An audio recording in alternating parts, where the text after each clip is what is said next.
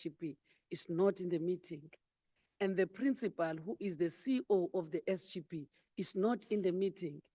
So I don't know who are we addressing here, but because the speaker referred the matter to you, Chair, we'll adhere to that, we'll report our part.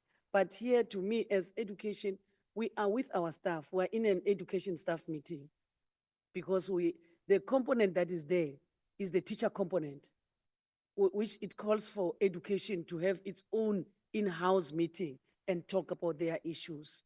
So it's just unfortunate, but I will allow the MEC for education to give the response of both education and public works. As Deputy Minister indicated, that we have so many needs and priorities, but the resources might be limited. But at the same time, we care for all the schools. We want the learners to get quality education in all the schools. So yeah, let MEC indicate the side of the education, that as far as we know the school and we know what is happening in the school.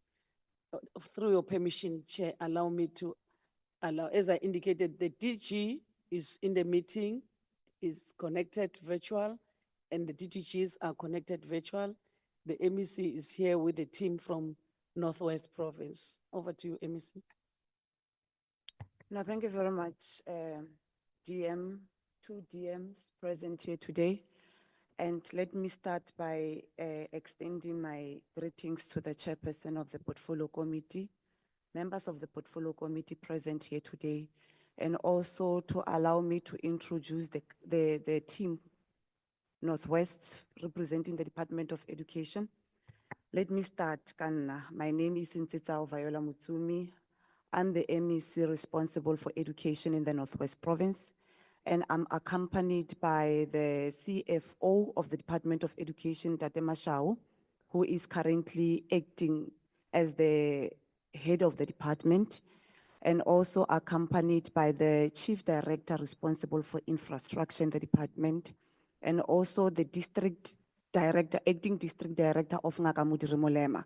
As we all know that in our province, we are divided into 4 districts. Bujanala, which is your largest district, biggest district, and seconded by the Ngakamudi Rimolema. And this particular school is located in Ngakamudi Rimolema district in the Northwest Province. And also further to introduce the Chief of Staff in the office of the MEC, Renchwe, and the Director in the office of the HOD in the Department of Education, Dr. Dropout. And Dr. Mauzo, who's responsible for administration in the office of the MEC. Without wasting any time, colleagues, let me start by giving the background. Already the SGB has managed to give the background of that particular school, so that I give a picture of the background of that particular school, Leruntse Lesedi Secondary School. I must indicate that this particular school is located in one village in Atamelang, in Tswaing sub-district, in Ngakamudi Rimolema. And as we all know that our schools are allocated numbers by the public works, I must indicate that the EMIS number is 600-10872. And I must indicate that this school, it falls under quintile 2, as we all know that our schools are categorized into quintiles. So it belongs to quintile 2, meaning that it's a non-fee school, and also benefiting from NSNP, and also benefit from Section 21. In terms of learners and staff, I must indicate that the enrollment of our learners for 2025, we are at 835, and we are having 24 teachers. But also importantly to indicate that in terms of the vacancy there, we are having 2 vacancies, one of the principal and one of the head of the department, one of the department in that particular school. And I must indicate that we received the early retirement from the principal last year, October 2024, after closing a circular for advertisement for the principal. But as part of our plans, we are definitely going to advertise that particular post this year. But there are people who are acting. There's an acting principal by the name of Tate Molantwa, and also there is a person acting in that particular vacancy of departmental head.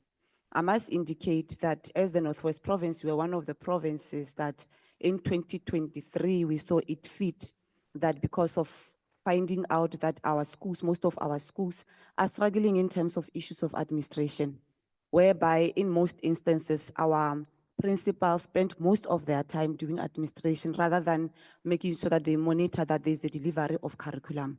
We saw it fit as a province that we must appoint administrators, which are AAs in our schools. All our schools are having AAs, and also our GAs, our general assistants. And the roles and responsibilities of our GAs actually is to upkeeping of our schools, cleaning and everything, and they're paid by the department at the level of the province. Where there's a necessity, where the school wants to make sure that they have extra GAs, we advise them to say that they must go through the SGBs and make sure that maybe they employ other GAs. But this GA, it is paid by us as the Department of Education, and this school is one of the beneficiaries that are having GAs and AAs. Last year performance, 2023, we were at 91.3%, and 2024, we were at 83.9%. So in terms of the background, I think it is very important also, DM, for me to mention that this school is one of the schools that were affected by rationalization policy, where we saw it fit as the Department of Education that two schools must be meshed together. It was Tusano Middle School that was having grade 8 to only to grade 9s, and Leruntse Lesedi Secondary School, which were having grade 10, grade 11, grade 10 to grade 12. So it was affected by rationalization. Proper engagement, public participation was done in that particular area of Atamelang, where the community members, together with Kosi, together with the parents, agreed that those particular schools must be meshed. After merging the two schools, for us to determine which building to be used, we communicated with the Department of Public Works. As you all know that these assets belongs to the Department of Public Works. Then we sent our team of inspectors to go and assess the conditions of two buildings of Tusano together with Leruntse Lesedi. Based on the report that we got, it was agreed and resolved that the learners must be moved to Tusano Middle School, Mar, the name must remain as Leruntse Secondary School. When we merged the two schools, we ended up having 723 learners all in all. And like I've already indicated, the buildings were inspected. According to our assessment report, we were at C3 meaning that the buildings are fair for accommodating the learners. And I must also indicate that the governing body, SGB School Governing Board, was elected last year, March 2024. Based on the, I'm tempted, DM, also to indicate to honorable members to say that when it comes to the composition of SGBs all in all are 14, where 2 are teacher representatives, where 1 is a principal, 1 is ordinary teacher, and having 2 learners from from the schools, because it's a secondary school, they must form part of the component.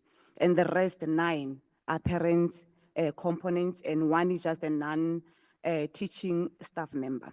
So I'm raising this deliberately, Chair, because last year, November, we received a resignation from the secretary of the SGB. And in terms of the structure of the SGB, we are having a chairperson, deputy chair, secretary, deputy secretary, and a treasurer as officials.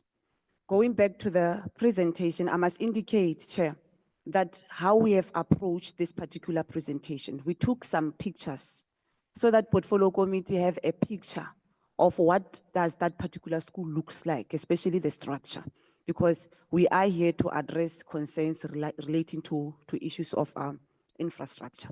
As you can see the first slide there, that is a slide representing the admin block of Leruntse Lesedi Secondary School.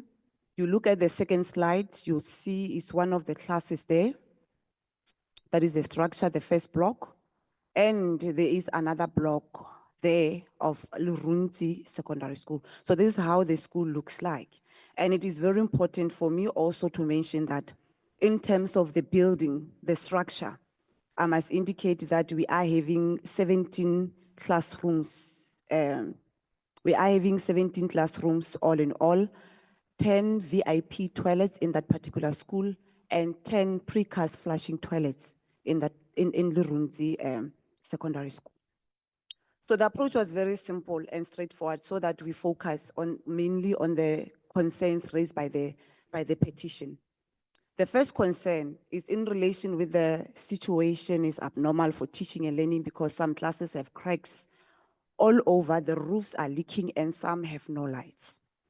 In response, like I've already indicated, the departmental officials have conducted in-log or site visit in that particular school before the learners were moved to that particular school, even after there was a site inspection in that particular school. Even after the petition, we went back to that particular school to do the site inspection. After the site inspection, one can confirm that the report that we received from the inspectors are as follows. I've indicated that we are having 17 classrooms all in all.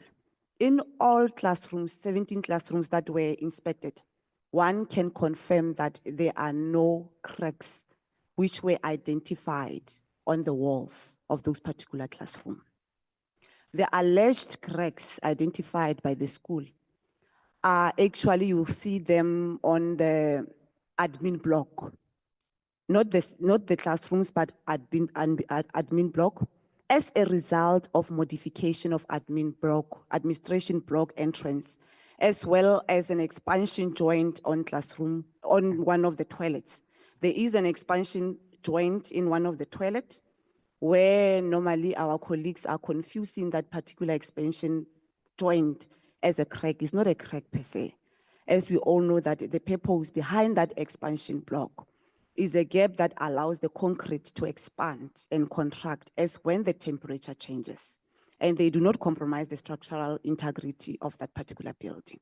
So we'll go straight to the pictures to show you the crack that I'm talking about. The slide that you are seeing there is a toilet. The cracks that they are saying there's a crack is that expansion joint there, which is an expansion joint, which is not actually a crack. And we know the purpose or the objective behind us having that particular expansion a joint there to balance the building. As the temperature changes, we know that the structure automatically, it's either it will expand or it will compress. So it's to balance the building. That is the crack that they are talking about. Then we'll go to another crack that I've spoken about in the admission block. The modification that I spoke about as a resultant of that particular crack. If you can see that particular picture there, I took it deliberately. You look at the size of that particular door. It's an admin block, it's not a classroom. You look at the picture there, you look at the sizes of the two doors there are no longer the same, but it's the same building. Originally on the left-hand side, that is the original structure after the after the construction of that particular school. But you can see the second one, now they have reduced the size of that particular door. I believe that maybe the school wanted to insert there a butler door or whatsoever. But because the door was wider than the other one, that is why they saw it fit that they must reduce the size of that particular door.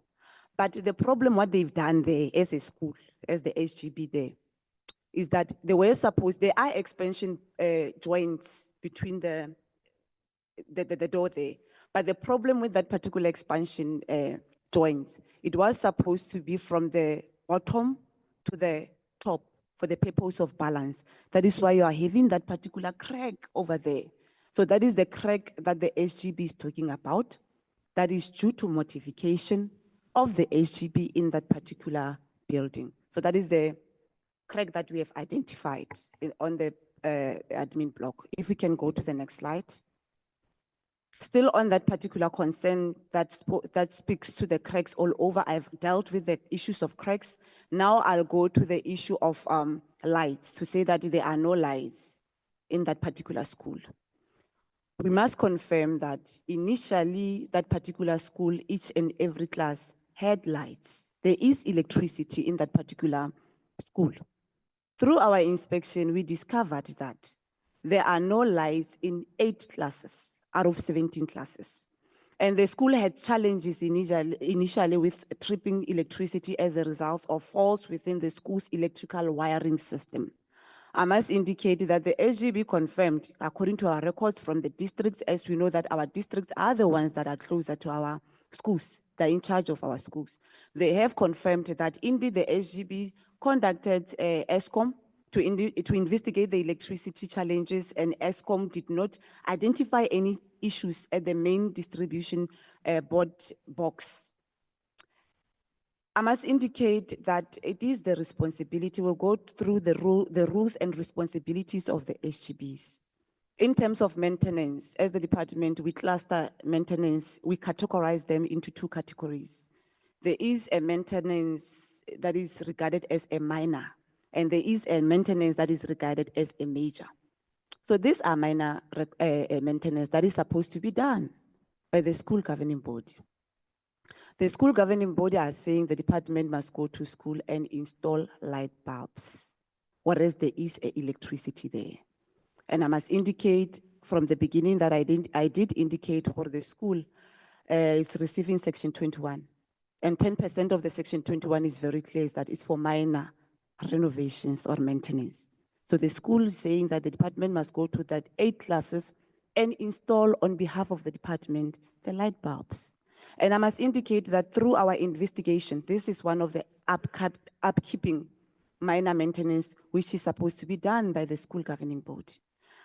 You go to the next slide. We have realized that some of those particular light bulbs are being vandalized. As you can see there, that is the roof of one of the schools there. There's a hole there, you can see where it was deliberate. There's a light bulb, but that particular light bulb is not working. Why is it not working? Because it seems like somebody took wires in that particular class, meaning that is due to vandalization by our own people, but it's minor, something that can be done by the by the HGB through that particular Section 21. If they are saying Section 21 is not sufficient, also they must write to district office so that they are able to assist them, because these are minor renovations. You go to the second picture there. There is tempering, pure. There's a light bulb, that light bulb is working. But you can see that there's tempering of wires there, and it exposes our learners to danger. Not only our learners, but also our educators. So the SGB are saying the MEC and the department must go there and take that particular wire and make sure that they close that particular hole that you see there that was deliberate. Still on the issue of concerns, now we go for roofings that are leaking. Roof inspection indicates leaks caused by severe weather conditions, vandalism, and lack of maintenance. Yes, we confirm that indeed the roof of that particular school are leaking. But there has been recommendations to this particular school to say that do something about this particular roofing before even you can install the ceilings there, because by installing new ceilings there, you are not doing justice to that particular structure, because leakages automatically will destroy the very same ceilings. So the leakages have caused the degradation of the ceilings and resultant collapse of the ceiling in the classroom. Yes, the teacher component there is right. We went there. There were some ceilings that were hanging. It was us who cautioned them to say that, are you saying those particular ceilings must fall? Whereas the learners, it exposes danger to both learners and educators and our administrators. We recommended to them to say that, remove those particular hanging, collapsing ceiling before they collapsed. And indeed, in some classes, they did adhere to our recommendation as our responsibilities to monitor our schools and making sure that there's safety in our schools. I can indicate that the roof structure is fine, which indicates that the leaking is relatively a new occurrence. The school is responsible for fixing leakages before they get worse and cause avoidable damages, like I've already alluded to. The second slide, that is the ceiling. You can see where the ceiling it was intact, but because of leakages there, that is why we end up having that condition of that particular ceiling. If they would have adhered to the recommendations, and we were not supposed to recommend, because it is also their responsibility of making sure that our schools are in good conditions, and also the safety of our learners and teachers comes first. But the allowed situation to go like the way it is. Then you go to another one, Leon, is the same ceiling because of the leakages of that particular roofing. I indicated how the conditions of roof trusses after reported leakages are still intact. That is why after recommending to them, instructing them actually to remove those particular hanging ceilings, because really without fixing the roof, we are not addressing the issue.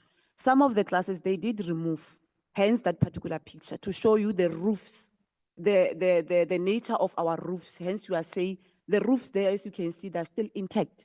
It's a matter of making sure that there's a minor renovations there, maintenance. Another concern raised, we are done with the roofs, together with the cracks, together with the light bulbs, which is part of the petition.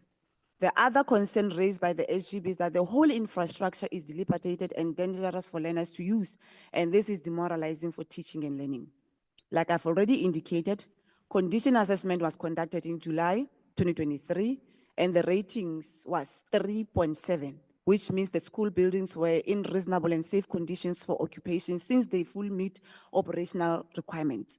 The school needed to do classroom general upkeep, which includes painting, floor repairs, roof repairs, ceiling maintenance, and window glazing replacement. Regular minor maintenance is essential for each and every school. But furthermore, I must indicate that in terms of the floor there, we have realized that our old structures there, they have been using ceramic tiles instead of vinyl. That is why as a department, we took a decision to say that this ceramic, actually they crack easily and they pose danger to our learners. And we recommended to them to say that this particular ceilings, this particular ceramic tiles, one day they are going to injure a teacher or a learner. Remove them so that we end up having a floor while we are busy budgeting for all the schools now to remove the ceramic tiles, as they are not actually assisting us to put the vinyl one. But unfortunately, they are saying it must be us who goes to the school and just to remove them, because the floor is still intact. It's only the cracks which pose danger to our learners. Reportedly, the Department of Labor conducted on-site inspection visit at the school on the 7th February 2024 and made recommendation which emphasized the need for minor maintenance. We did not get the report. We saw the report as part of the petition. But if you look at the recommendation of the very same report, are the same as the report from the Department of Education to say that this particular GB, this particular school needs just a minor renovations. Departmental health and safety officials visited the schools in August 2024 and made findings and recommendations to the schools mainly about minor maintenance. Health and safety officials were really not happy about the conditions of the toilets there. To say that, SGB, what are you doing in making sure that you clean your toilets? Because you are having 20 toilets all in all. Clean the toilets. The toilets are not blocked. The toilets are there, but the problem is that they are not clean. They're not in good conditions, actually, for our learners and our teachers to be using the very same toilets. Why not? Even the department said, come up with something, campaigns. Let's say, you can call the parents to come and clean the toilets. The SGBs are saying the office of the MEC and the district must come down and clean toilets on behalf of their learners. And on top of that, like I've already indicated, we are paying, there's a general assistant whose responsibility is to upkeep the school in making sure that that particular school is clean. If it's one, they can actually have your litsema. They can also hire maybe two temporarily there in making sure the toilets are clean. Rona, when we were growing up, TM, we used to have a roster where learners, Mondays, we know these particular learners are the ones who goes and clean toilets. Ling these other learners, or if you are punishing learners who are misbehaving, you can take them to go and clean those particular toilets. But unfortunately, the SGB is saying we must go there. I thought the toilets were blocked or are not in good conditions. But we went there, we saw the toilets.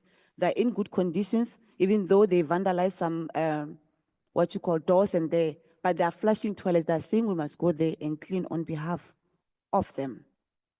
The circuit manager visited the school and advised them on the general keep up of the school. There is an allegation to say that the circuit manager came only after the petition. We do have a portfolio of evidence. In our schools, honorable members, when you visit each and every school, there's a logbook. That logbook, you must make sure that you log that particular book by making sure that you put your information to say that on this particular day, we visited this particular school, these are our findings. We do have that particular logbook with that particular information, whereby the circuit managers have been actually visiting that particular schools with the recommendations. Then the other concern, on the 5th August 2024, the Chief Directorate, Human Resource Management Directorate, Employee Health and Wellness visited our schools. They also compiled a report which will attach but no progress. I must indicate the very same Chief Directorate responsible for Human Resource Management belongs to the Department of Education. And it was sent by the Department of Education to Leruntse Secondary School. But they are saying there was never been visited at any given point. But we do have a proof and portfolio of evidence to say that many officials from different directorates have been visiting that particular school. Hence, in that particular petition, they've indicated or there was a chief directorate, human resource, that visited their school and compiled a report. And I must attest before the portfolio committee to say that the findings there, based on the inspection, there were recommendations to the schools, but even today they have not complied. So you look at the findings are there, talks about fire safety because the fire extinguishers there were operational but not regularly serviced, where some of them they expired. And there was a recommendation from us as the department to the school to say that it deals with the school safety, do something about servicing these fire extinguishers.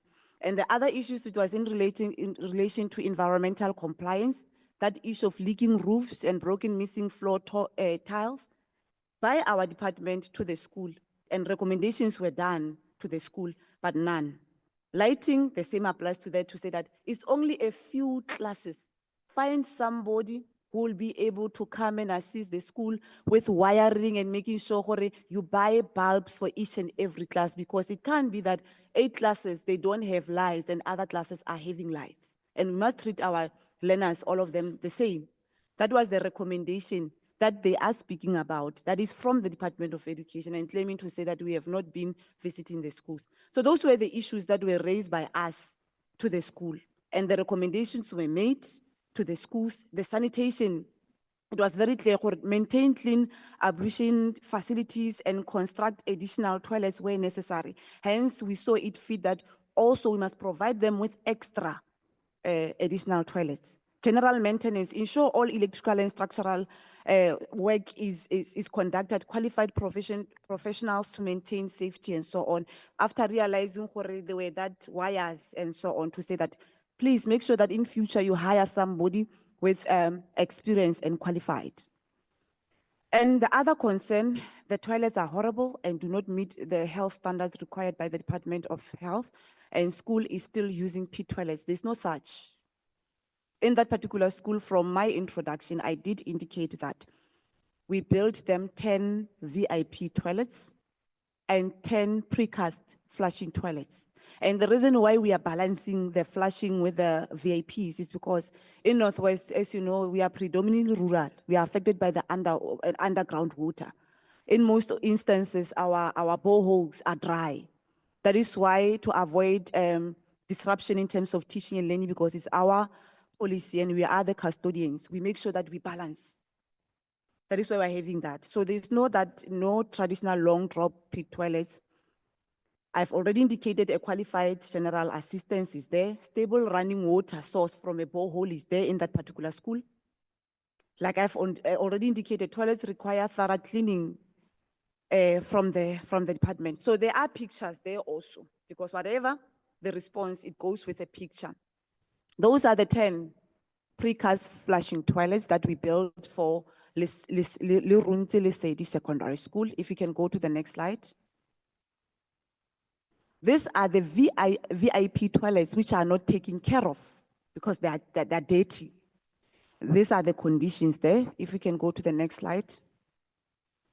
These are the flashing ones. You can see how there's element of vandalism there, but it's all about cleaning the toilets to be clean for both our learners. So these are the toilets, the conditions of the toilets. Then I think appreciation must be given also to the SGB, because it's not like not all the recommendations were not adhered to. If you can see there, and apologies for that young man on that picture, but if you can see there, these are the toilets, the VIP toilets. Just next to the young man there, there's that part just next to him, Mustupu Mole. There was vandalization there. There was an open hole in that part. But after our recommendation as the department, the SGB managed to close that particular hole. If we can go to the part, yeah, the hole. That is the hole over there. Initially, we cautioned them. And then indeed they adhere as the SGB, they made sure that they close that particular hole. So where they've closed the hole, more that part where there's a young man helping himself there. Next slide. Then what we have done as the department, so that we give the portfolio committee a background in terms of the rules and responsibilities of our SGBs. There is an annexure there from DBE, where all of us, we are expected by now, the SGBs are aware of their roles and responsibilities. And by the way, immediately after the elections of the SGBs, they go through capacity workshops. And I can confirm for this SGB is one of the SGBs that went for capacity workshops, where they were taught in terms of their roles and responsibilities, so that there wasn't any confusion. The roles and responsibilities are clear and straightforward for general upkeep. Cleaning indoors of the core, picking up papers, cleaning outdoor driveways, cleaning, maintaining gardens, grounds, and planting flowers, installation of watering flower, and so on, cleaning and managing the facilities there. Everything is there. Minor repairs is there. For furniture and fitting, doors and windows is the responsibility of the SGB. Tightening loose screws, closing hairline cracks and patching surface scratches on the walls. Tightening loose screws, everything is there. What is contained in the petition, it is there as part of proof that it is the roles and responsibility of the SGB. And they are aware of what is expected from them because they went through capacity workshops after the elections. If we can go to the next slide. So it's just for information sharing in terms of the roles and responsibilities, so that honorable members also convince themselves, go through and try to align themselves with the presentation, so that tomorrow I must not be seen as somebody who came here and justify wrong things. The fact of the matter is that we are Department of Education. Safety of our learners and teachers are our priority. And we are having different responsibilities, and the SGBs are part of the Department of Education. Other concerns that were raised. The Northwest Department of Education is aware of this situation. It's true, we are aware of the situation, and we do have a proof and records that we are aware of this situation. And there's an allegation that we kept quiet. We have submitted letters of request, but they never responded. There was never been any letter. By the way, we have been aware of the situation because each and every year, circuit managers' responsibility is to make sure that they go and monitor our different schools. That is why you go to the logbook. The information is there as an indication that that school, it was one of the schools that was monitored with a recommendation to that particular school. Officials only visit schools that have good infrastructure. There's no such. As a proof that indeed we are aware of this situation, there's a summary of what happened. I must indicate that the SGB of Leruntse Lesedi Secondary School and teacher representative visited the MEC's office in August 2024 last year and raised the following issues. And it was not only the issue of infrastructure. They've raised an issue of saying where they don't have EMIS number to use after the schools were merged. There were two different EMIS numbers. They are supposed to have one. Then we took that particular school, Leruntse Lesedi, and give it back to the Public Works, then we left with only one EMIS number. On that particular day, when the HGB members visited my office, we resolved that particular matter there. That is why even today they are having that EMIS number. And I've indicated the number there. They've raised existence of two accounts, causing administrative complications. Remember, there's two schools merged. So they were still having two accounts, but only accessing one, unable to access the other. And we know when it comes to these account numbers, I mean the accounts of each and every school, it depends on each and every head of each and every learner.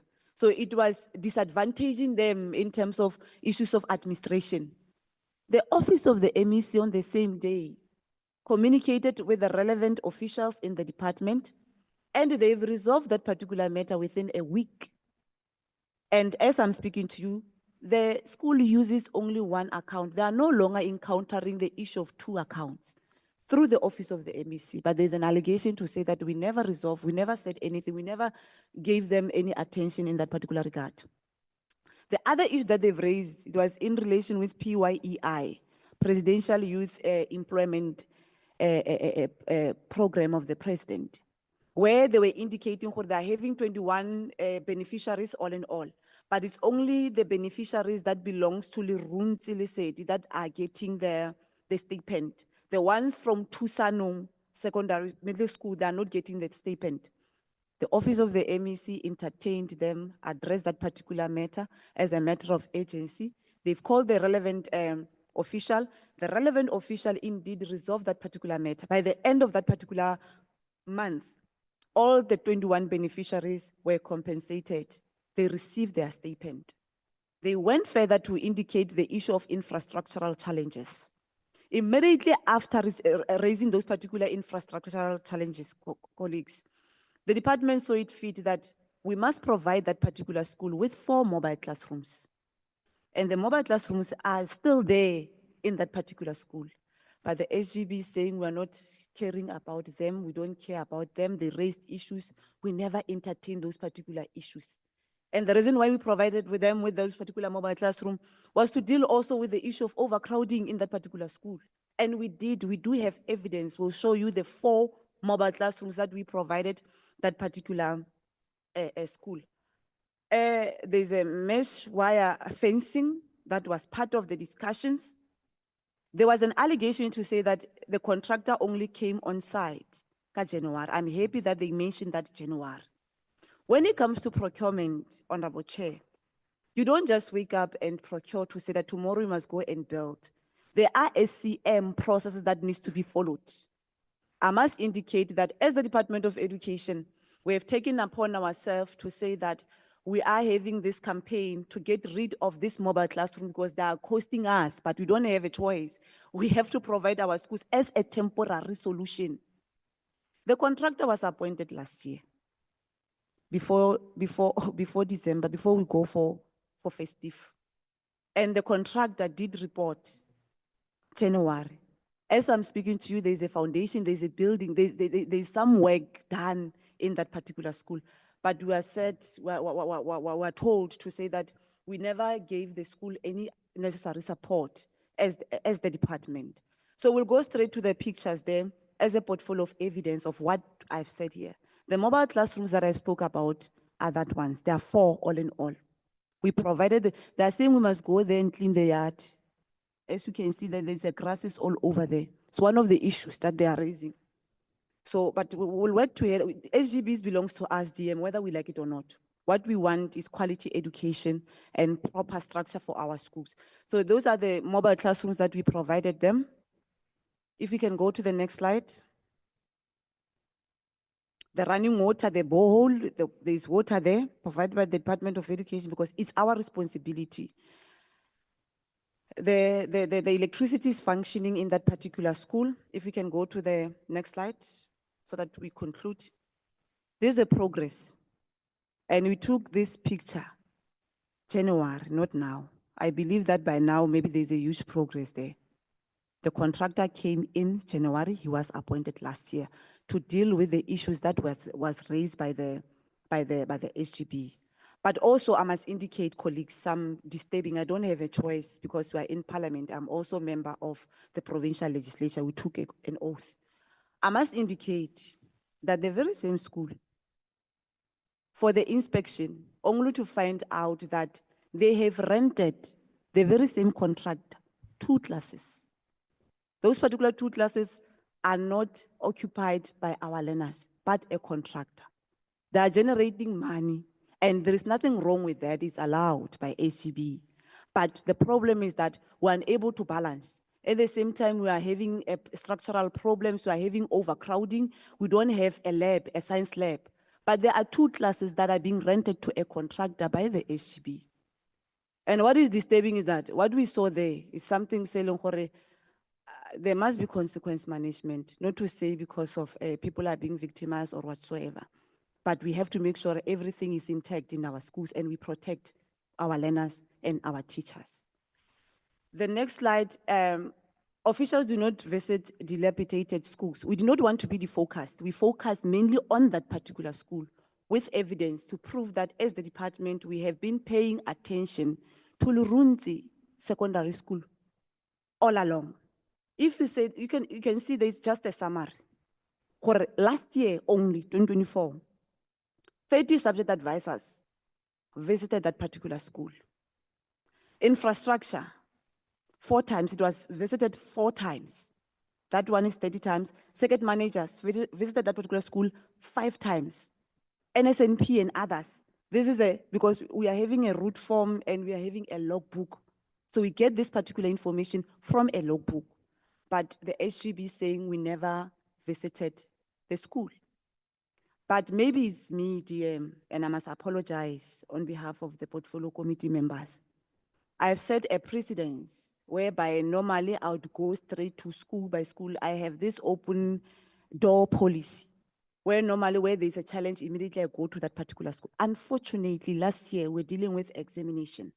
That is why I sent officials, because of the officials confirmed that consistently they've been visiting that particular school. Hence, I saw it fit that I must focus more other schools because it's not like it's only the very same, it's not only the school that is having a challenge. But I commit before the portfolio committee, or maybe if I can go there as the MEC personnel, it's only when the HGB will recognize to say that the officials or the department is visiting the school. The next slide is just evidence of the logbooks that we are talking about and so on. If you can go to the next slide, just information sharing. And then you go to, there's another concern. According to our investigation, learners who attend school away from their communities end up dropping out. I must make sure that as the department, we did not provide this particular school with scholar transport deliberately. Why? Because the 2 schools that were meshed are just adjacent to each other, they're closer to each other. And it's a village. All the learners there are being accommodated by Leruntse Secondary School. It's only few who chose to actually travel from your Atamelang to neighboring schools. There are other schools, your Patima and this other school. So they chose to go there because of preference of the parents, and we cannot stop them from registering their learners with those particular respective schools. But the schools, 2 schools are adjacent to each other. Learners are not walking long distances. In most instances, you'll find only few moving from other areas or villages to the school because of preference. But all the schools, Leruntse is not measuring in math and science. There are other subjects. The same applies to Pasima and other schools. So there's a concern, according to our investigation, I mean, the enrollment there's an allegation to say that in Leruntse, there's a high dropout rate, and this is due to distance or whatsoever. So this is just an information sharing to say that in 2023, we had 723 learners all in all. 2024, we had 744. 2025, which is current academic year, we are having 836. If you look at the numbers, they are increasing, not decreasing. But I must indicate that in 2023, after the merging, this is the information that we got, that 7 grade 8s, they drop out based on different reasons. Others, they will tell you, gore bone, they are no longer want to go to school, just like that. They want to go to farms and find such things. And some will tell you, gore bone, the age is, fine, grade 8 is 20 or something. Now he feel ashamed or whatsoever to go back to school. But mostly others were pregnant, and others, we don't know the reasons behind. Grade 9, there were 2, grade 10, 17, and 11, 9. Then there are no records of, for 2024, we don't have any records for dropouts, because we believe when you transfer one learner to another school, it's not a dropout. He's transferred from your Leruntse Lesedi to another school, and we do have proof of that because they have to get the transfer letter from the principal. So for 2024, grade 8, it was only 1 who was transferred to another school. Grade 9, it was 18, only the transfers to other schools. Grade 10, 5 transferred, the other one is deceased. And grade 11, it was 5, also the transfers because of preference of the parents. The other concern, the labor department visited our school on the 7th to do inspection. They made recommendation to be fulfilled by the department, but till today, no official ever visited our school and see for themselves. I believe that I've responded to this thing with information, with portfolio of evidence to say that we have been visiting this particular school consistently. So, and I did indicate where we never received any report from labor. We saw it as part of the petition, but we went through the recommendation. The recommendations are the same as ours as the department, where the schools was supposed to do minor renovation.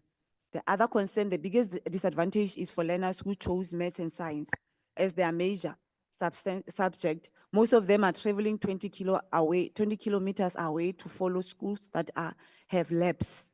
And our schools does not even have a lab for learners to do their practical experiments, hence poor results.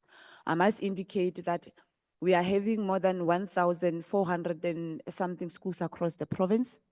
According to our old plans, that the schools, most of our schools did not have the labs, only those that are measuring in maths and science. This is one of the schools that are they're not measuring in maths and science. They're having maybe 20-something learners, or 30 if I'm not mistaken, whom that are doing maths and science. But I must indicate that regardless whether they don't have a maths lab, what we've been doing as the Department of Education, we have to make sure that our learners are exposed to experiments, because all learners must be treated equally, and they must also have exposure to this particular experiment. That is why the teacher conducts experiments using visual simulation, where normally they are having the projector. All our learners are having tablets. In that particular tablets, the content there also include the experiments. They are able to see the experiments in one of our apps there. And also the teachers uses the projector just to explain the experiments, the material, the apparatus, and so on. But from this particular meeting, we'll request a school to turn the 2 classes that they've rented to a contractor, at least to start using them as a lab, because it seems like there are more classes there because they're able to rent out some of the classes there. So one of our plans. Then in terms of way forward, colleagues, and apologies for taking long, plan support to the school and way forward. The school, like other schools, each and every year, each and every financial year, we make sure that we budget for infrastructural repairs. So this particular school will be one of the schools that are being prioritized, especially for the leaking of the roofs there, because without addressing that particular matter, we'll continue having this particular issue in 2025-2026 financial year. Already as a department, we have appointed management contractors. We'll start with repairs this year from May until August. Additional renovation to follow after the urgent repairs are completed. And SGB will be given dedicated training again on its roles and responsibilities concerning school infrastructure upkeep and minor maintenance in April, May 2022. As the MEC, I'll also visit the school and make sure gore where there are programs needed where we are engaging ordinary community members and our traditional leaders to assist us in terms of having our letsema so that we clean our school and our toilets. So as part of our next year, what we have done, Chairperson, we have provided the portfolio committee with extra information regarding the condition, general conditions of our schools in the Northwest. I've indicated that we are having your conditional assessment each and every after 4 years. Where necessary, that's where we can visit the school and do some inspection in that particular regard, as we are having challenges, DM, in terms of the conditions of our schools. We are actually struggling in terms of maintenance because the numbers have increased because of NSNP. We are providing our learners with food. That is why now we are no longer having that dropouts.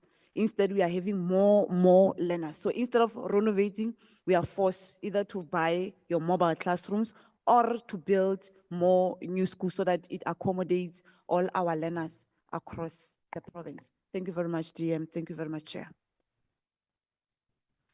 Thank you very much. Is that all from both departments? No additions? Okay, MEC. No, I think, Chair, it is important to say that, like I said, when I requested my learned friend from the Department of Education to present that this was a collective responsibility, and indeed, the resolutions as forwarded by her are resolutions that we have agreed that now that some issues, pertinent issues are raised, the Department of Public Works and Education will collectively attend to those matters, and that those particular interventions that the MEC has spoken on, the Department of Public Works agrees that will also plan in also because we are responsible for the infrastructure to make sure that the Department of Education indeed correct those particular matters. I think largely we are covered by the presentation by the MEC of Education. Thank you. Thank you very much. If that is all, members, as I would have outlined the process, that then we're going to allow the members of the portfolio committee to ask questions for clarity, to engage with both the presentation of the petitioners and the response presentation by the departments. I am going to note hands, and from there on, we'll give both the petitioners and the department the last round to respond where we've asked questions, and then we will then have a summary of recommendations to the Office of the Speaker. I'm going to note hands. Okay, Honorable Komani, Honorable Shkwambana, I'm sorry, I apologize. You'll be the third, and then Honorable Kwavana, the Honorable the Bag, Honorable Jordan, Honorable Christians, the Honorable at the Bag, yourself, Honorable Low, Honorable Mahlangu, and you'll be the last speaker. In that order, Honorable Komani. Ga ke menele tshwete ke teketse mongaka modulasetulo ko go leboge ke be ke tšee sebaka se go tamiša deputy minister le MEC tše di lego mo le bao di official di lego gona ke se ke ka lebala mongwaledi wa rena le bamphato ka thoko le bona ke a ba tamiša ke tamišile baetapele ba ka ba lego mo gaufi le rena. Sa mathomo ga ke thome ka go leboga di presentation ka moka go tšwa go balli ke be ke fetišetše go collective report ye e tšwa go Department of Public Works le Department of Education. Re leboga nako ya lena le itšere go lete tsotsoropa bakoni motho o rialo. Jalo, ga re laetše gore re swanetše go reta re leboge go ba le di-SGB tša go swana le tše di fetilego. I wish it should have be like that the whole country. Somebody somewhere a ka nagana gore di-SGB tše ga di nape di na le tsebo e itšego, but the fact remain ke gore they are very brave to stand up and say their concern. Then go tle mahlong a rena re re e tloga e laetša e di tshepedišo e rutlago mabapi le gore seswana se a bolela se re molato wa tšhemong o sekelwa mollwaneng ena o seka ke basenyi le beng ba tšhemo. Go te khwetša go se go ba gwa hlapa mahlong gore re dule ka fa ka balli gomme balli ba seke ba gona le ba fege lefateng kwa mo e lego gore we need their presence here. They should have formed part of us here. And even now, the department have a portfolio of evidence, but because some have been sabotaged not to form part of this city, we can't be able to see their portfolio of evidence. We are not sure if the Department of Education have just made a choice of their choices to go to where maybe it can represent them. They took pictures there. It is not complete. And now we're gonna not say it is. We say it is not complete. Then, lefapeng la go leboga SGB, ke laetse gore ba berekile ka gore the department on the other level it get this is self-exposed. Ka lebaka la gore go laetša gabotse gore they only believe in a theory measures when they took our SGB, introduced them to workshops. They don't come back to make sure if these people have really understood of what have to be done. They just take them and then did the what of workshops, then they leave it like that, and then iba selomoliro. Re thoma go lemoga gore re a rereša ga re lenaneo la tshepedišo ya thuto ya ga borena le te tshamme ka theory ena ga lena supervision. Mo go laetša lešoba la go tšwa ka gare ga Department of Education gore ga go na le di-element tše di laetšago gore they don't care. Ena go laetša gabotse gore dikolo tše ntši tše di nago le mathata a go feta sekolo se sa le re ke sepuputlana ba re ke mang Leruntse ke mathata a e le gore a aparetše dikolo ka bontši mo e lego gore go laetša gore go na le bothata bjo le gore bo ka ba bo le gona o lebelele ka mokgwa e lego gore tshepedišo ya structure e ba ka gona lenaneo la gore gona bjo le re tetemogele gore le complaina ka gore committee ga e felele seo se re laetša gore go na le something ka mogare ena ga se ra ba ra kgona gore re ka fitlhelela go tseba gore why the secretary a resign ya SGB as the presentation e laeditše gore secretary o resign go bo le bohlokwa gore re be re ka kgona go kwa gore secretary e resignetšeng e le se se tlo go tla go se kgone go tla se re leada gore re kgone go dira diphihlelelo re dumela gabotse gore di-workshop tša rena I once was a chairperson of SGB somewhere then ke dumele gore kgonagalo ke e ntši mabapi le di-principal tša rena mo dikolong especially bona ka gore ba na le mathata gore they don't have principal, they have acting principals. Maybe that is why they're experiencing these problems. But I don't say that because maybe it can be a short term without that principal. But ke laetše gore di SGB tše ntši dikolong tše ntši ke di-dressing table. Their word are not taken by their principals. For an example, I've been singing this for a long time. Somebody, they will end up calling us Baba Rodi. Then so it is right. The soprano is no more singing. try to be Bavarood so that some can understand what is a soprano. There is a school in Western Cape. They call it SJ Mary. We have made a report about it. The SGB there don't have a word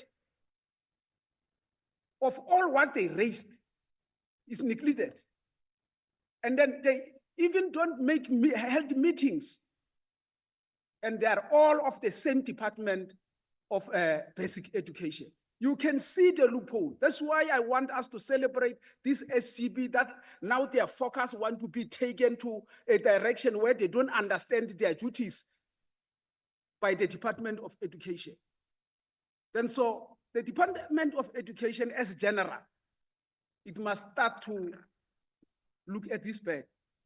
What is happening behind after the workshops? The workshops is not enough. Really, it is not enough. After the workshop, they must make sure that they have inspectors, people who will rover around the schools. As the minister and the deputy minister, they are not Holy Spirit. They can't make it alone. They have to deploy people. Then so we believe in that. There must be a team. They will go through the schools. And the principals themselves, they must show that they are representing Department of Education. They are hired by Department of Education. We must never, ever, at our lifetime, have to reach a situation whereby the SGB have to make a petition. Section they can take care of it. It must be a very shame to the department, so that the SGB just undermine them to come to the parliament. Why? You must ask yourself question. No, don't take me head on. You had your Deputy chance. Minister, can you behave, please? You had your chance. What, is it an order, to the department? We don't respond, to each other in that manner, because then we're going to create a dialogue. So we allow the speaker to conclude, because you're going to be given an opportunity to respond, after the engagements and the questions from the members, so that we maintain the decorum of the sitting. Continue, Honorable Command. Thank you very much, Chairperson. Can you apologize at the DM for me for what we've done?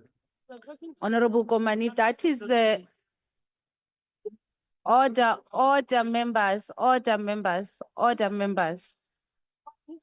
members. My ruling was that we don't do that. Thanks very much. There was never a ruling for any other thing, but to say we don't do that. So let's thanks very continue and let's refrain from having these side conversations. Thanks very much. Thanks Mani, very much, continue, yes. our chair of not the session of the portfolio committee. Yeah, it is things that it makes us to be here today. It's because of this such behavior of a deputy minister to expose ourselves that what is being brought here is because of such behaviors. Even her department that is why it's like this, because it's what it's doing to our schools. Then so we'll get used. There is no problem. Thank you very much. Honorable Younger, Honorable Younger, No, are you I'm raising speaking an my mind. order? Honorable Governor, are you raising an order? Are you raising an order, Honorable Governor? No, I'm If finishing we my want to story. speak, honorable members, I will not say you can't speak, but you raise your hand, you raise an order if you want to raise an order. We listen to the order, then we rule on the order. That way we'll have serious decorum. Then we'll conclude, because those petitioners that are the part of the meeting, they are expecting us to conclude the meeting with recommendations. Thank you very much, Chair. Thank you very much. Ke go leboga mokoni, ke laetse gore nako e o mphelego, e santse gore ke dumele le gore ke e šomiše gore ke e senye. No poti a santse gore a nthuše yona, it's my time.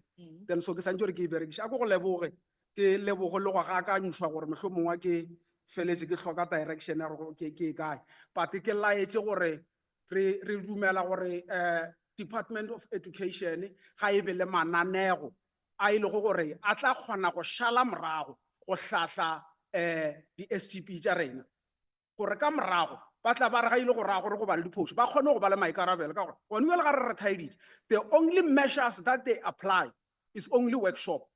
After workshop ke moka le diketše ga bana team ye e kgone go tsamaya e ya ka morago go ya go lebelela dikolo tša rena ena ke sa boeletša gape go leboga the very same team e re thuša go ka laetša gore the whole country re na le di-problem tše di fetago tša sekolo se se na le di-problem tše nnyane mara SGB ya sona e kgonne go ema ka maoto and it will be a lesson go di-SGB tše dingwe le go dihlogo tša sekolo le dikolo ka bophara gore ba kgone go tseba gore ba be le šomišano le neeletšano le dikolo kudu ka gore di-SGB tša rena re a tseba gore ke ino ba go tšhepiša mo dikolong ga gona phetho tše e le gore ga ba di tšea di šalwa morago ba gatelelwa gore diphetho tša bona di sekedi ba di a tšewa jalo ka gore dialo ga ke leboge ke be ke dumele gore it will be a lesson go di-department tšeo ba ithuti se sengwe gore se ke rata rete kgwetša re kgobokane mo ena ntho nngwe e le gore ke dumele gore ke tšweletše ke ya gore go bo go rategile gore pele lenanego le le letšisitšego mo ke be ke lebeletše kgogakgogano e bile go gona mathomong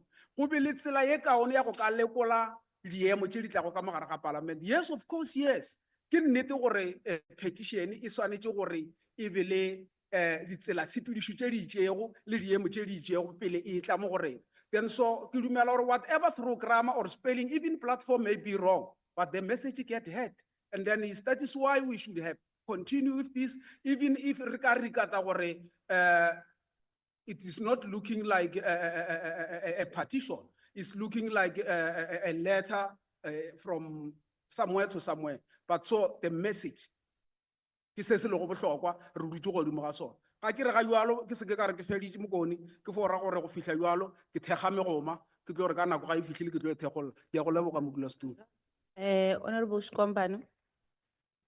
Thank you very much, Chair. Greetings to you and the fellow committee members and the MECs that are here. And Excuse me, Honorable Chair, the interpretation or later? Oh, yes. Please do the interpretation. A summary of the interpretation. Thank you very much. Apologies, Honorable Shkwambana. So this is our interpreter who was supposed to do interpretation. So, okay, let me try to understand, Mr. Brown. Are they not interpreting as the speaker is on the platform through the earphones? The understanding, Chairperson, but I'm trying to get through to them to help us with it. Have they been interpreting whilst Honorable Komanu was on the floor? I couldn't hear anything. No, they were not interpreting. Okay, please, let's rectify that, but let's allow them to give that interpretation for the benefit of the members who could not hear Honorable Koman. Thank you very much, Honorable Chair. Greetings to the department, to the ministers of both departments and all protocol observed. Thank you very much for the presentation and for the collective reports from both the Department of Basic Education and the Department of Public Works. We would like to start by saying that we really salute the SGB of this school. They have tried their level best. They are faced with only few challenges, but they managed to stand up for their school and their community. We know that we have got many schools out there that are faced with more serious challenges than these ones, but they do not do anything. They do not stand up for their children. So this proves some serious or some great bravery from the members of the SGB. So I would like to say it is very important to make sure that when we we workshop, when the department workshop, these members of the SGB, they should not just workshop them and then leave it at that point.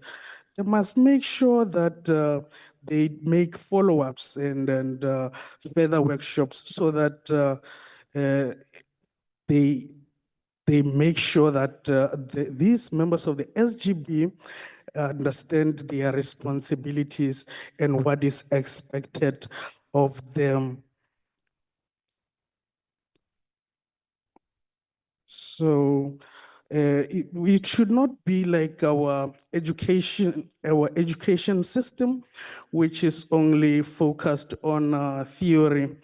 Please, after educating them, make follow-ups and make sure that you even have a team of inspectors who are able to revert back to them to say, okay, to understand that they understood what the information that has been parted in those workshops. So, and then it's very sad that today we are meeting here and it's not everybody who was supposed to be here. The chairperson of the SGB is not here. The principal is not here. So the principal must know that he is the head of the school and he is supposed to be, and he has been appointed by the department, and he's supposed to attend these kind of meetings to represent the government. So we know that in most cases, SGBs are just there because it's a requirement that they are there. So we are really proud of this SGB that came before us today to show that it's not in every case where it's only not in every school where SGB is just there for the sake of us saying we have SGB. They are there and then they are working. And also, I would like to emphasize the fact that let us follow up after workshopping them. And the Department of Education must have programs to make sure that they keep on, they follow on the workshops that they've given to our SGBs.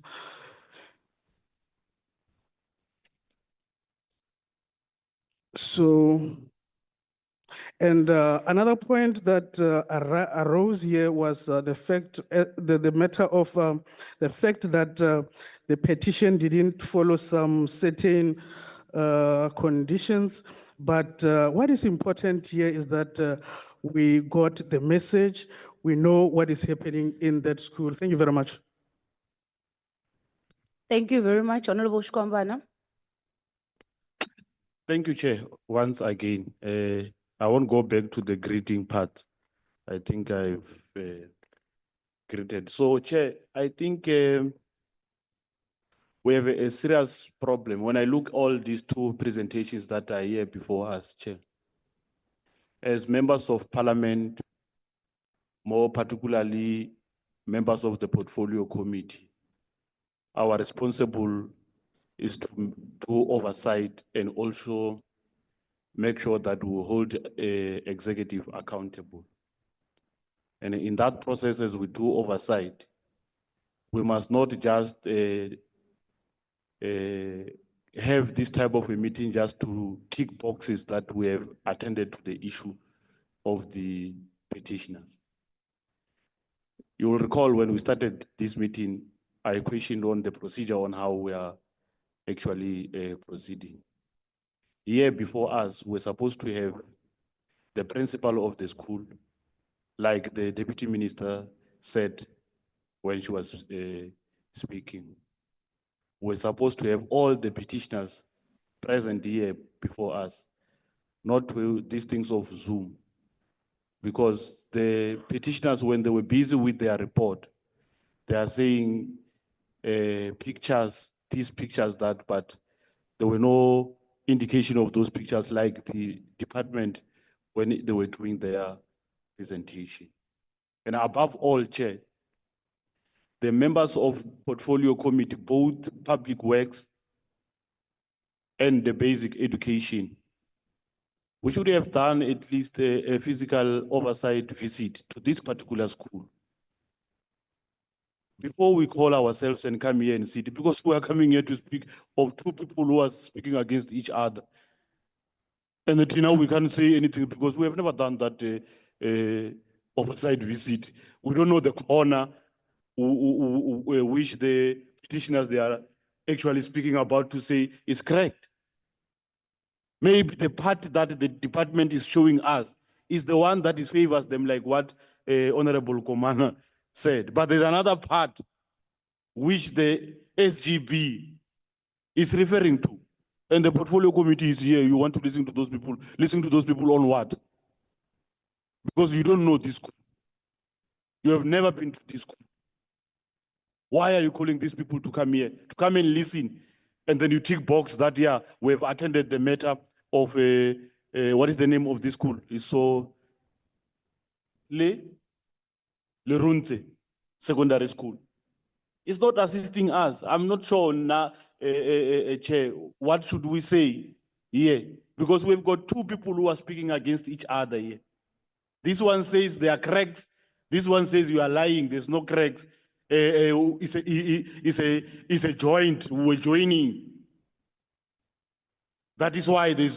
So who must we believe now if we have never done our oversight? So next time, when we want to attend to this type of issues, we must take ourselves serious as the committee. We must go to that school ourselves and satisfy ourselves with facts so that when we call them, they come here, we've got facts. We don't listen to these gossips that are going on here. It's gossips.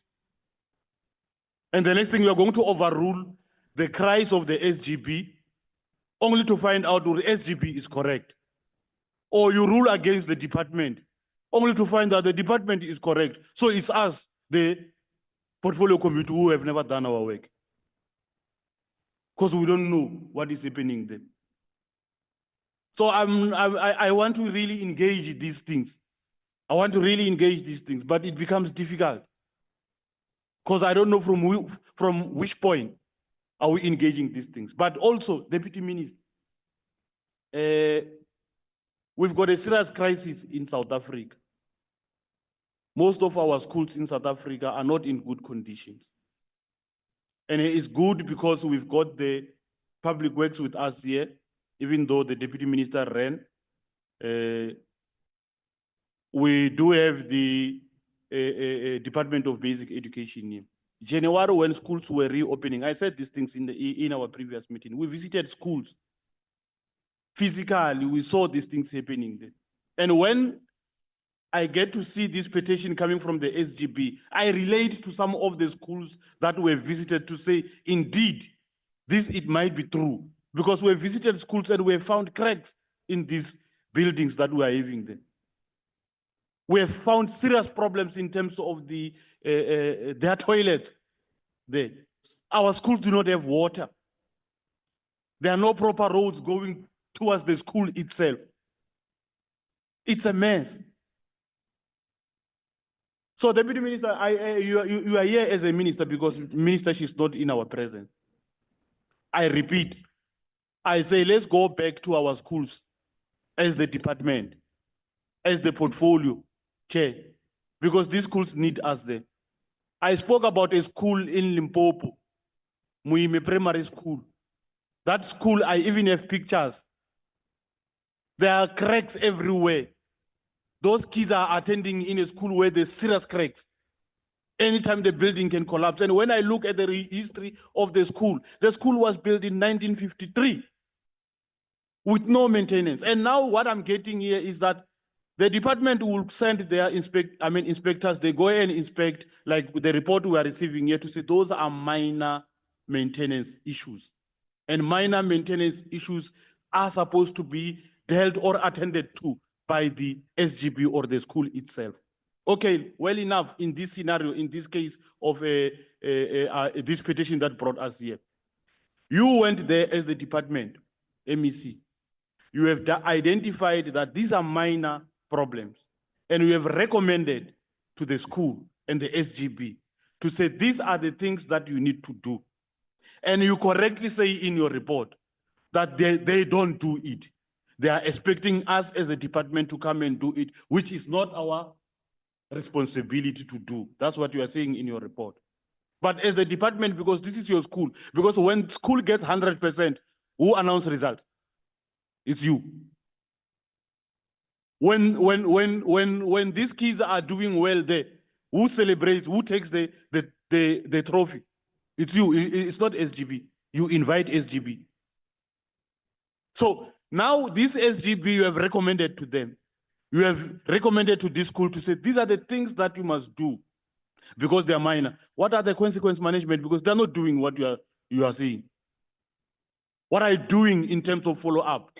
To say this, we said do 1, 2, 3, 4, 5, and you did not do. Unlike coming to us and telling us, but we told them they are not doing. We told them we want them to do. So you are chasing each other. So what are the consequence management that you are putting in place as the department to say, but if you are not going to do these things by this time, this is what is going to happen to you? To ensure that those things are done, because we are endangering the lives of our kids in these classrooms. So I just wanted to actually understand those things to say, where do we get to hold them accountable? Where's your part there? Where's your role there? To hold these people that you forever go, do oversight, do your inspections, and find some of the things, and you still even recommend for them, but they're not complying. If they don't comply, it ends there. That is why these people now, they've jumped you. They've jumped the public works. They've came to us to cry because they think there's no one who's listening to them. And you said to them, do 1, 2, 3, 4, 5, and they did not do. Why didn't you go back to them and check? But we have recommended 2 weeks back or a month later that you must do 1, 2, 3, 4. Have you done it? We were not going to sit and have this type of a meeting here. But I think, I don't want to call it that we have wasted our time to come here because we have 2 reports, Chair, that are just against each other and it's not assisting us. Next time, before we call these people, we must do our work ourselves as the portfolio committee, so that we are able to tell them to say, but the person who's wrong here, it's you, the department. The person who's wrong here, it's you, public works, or the department. Because you see now, both public works and the department, they are fine. They are saying these ones are not doing, they are even recommending they must go back to training. Because in their mind is that SGB do not even understand their roles. And we are unable to actually give a proper analysis and a proper advice as a committee to say, but public works, here is your fault. Department, here is your fault because we have never done our work. So in my conclusion, Chair, we must not do these things again. Let's do our work properly so that we are able to hold people accountable. I hear the MEC even in a presentation make mention of this school, why are they not in terms of the cleaning of their toilets? She says there are no issues in the toilet. That's what the MEC says. The toilets are fine, are still in good condition, but the only problem is that they're not cleaning their own toilets. They can't expect the department to come and clean toilets for themselves, she is correct. They can't expect the department to clean the toilets. But she made mention of one fact to say they are providing a cleaner, if I'm not mistaken, if I've actually captured you correct. There's a cleaner that you are providing, that you are paying as the department yourselves, but that person is one. Let's have a situation, maybe their toilets are dirty like they are, or they are not being taken care of like they are, and then the one cleaner is not enough. We are recommending to say they must have at least other means to say how they make sure or their toilets are clean. SGB, the department is correct, your toilets must be clean. But if you need more or you need hand, go to the department, ask the department to add 3 workers again so that they can assist this 1 worker who's working there, who's not enough there. Because also again, Chair, it's very worrying that the SGB says there are pit toilets in the school. The department says it's a lie. There's no such a thing. And then what makes the SGB to lie? Let's start there. What makes the SGB to just come and write to Parliament? I think we must take actions. These people, we must call them. They must come here and come and tell us why do they lie. And before we hold them accountable why they lie, we must go there and satisfy ourselves. Because it can't be that like I just take my pen and write to Parliament and say there are pit toilet in this school, and whereas it's not true. Something could have went wrong in my mind. And if indeed they are lying, like what the MEC is saying, this SGB must account to us, but you can't continue misleading Parliament like that. But how do we know that they are lying? It's by going there. We cannot know whether they are lying or not if we are still seated here. As I conclude, Chair, there's this issue that the MEC says that maybe they will assist the school when they're doing their cleaning program. What do they call it? Let's say a program. I want to suggest to the MECs that instead of doing Litsima program, let's do Andres Tetani cleaning campaign. I think it is the one which is very good. Thank you very much. Thank you very much, Honorable Shkombani. Just before honorable members, I just want to caution honorable members. Our established rules is that we don't necessarily most of the time allocate and time ourselves because we want to allow members to really ventilate. But the caution is that we must be here until 12:30 in terms of the scheduling. Of course, we can push it at least to 1, but we can't do beyond 1 because we must allow members to have lunch and go to the sitting that is starting at 2. So I'm pleading and cautioning honorable members that when we make our interventions, please let's be considerate of that aspect, that we're left with very few minutes. Tinu. No, thanks, Chair. Chair, let me first start saying I support the proposal of the Andres Tatane campaign. And in fact, we'll be part of it as well. Chair, you know, I think a lot has been said. What I want to raise is that there seems to be people who are responsible in ensuring that there is quality education, not just in the Northwest, but across the country. But the different stakeholders that are responsible for that want to operate in silos. And that's what we're experiencing here. That the department thinks that the SGB must function on their own, the district must function on its own, the school itself must function on its own.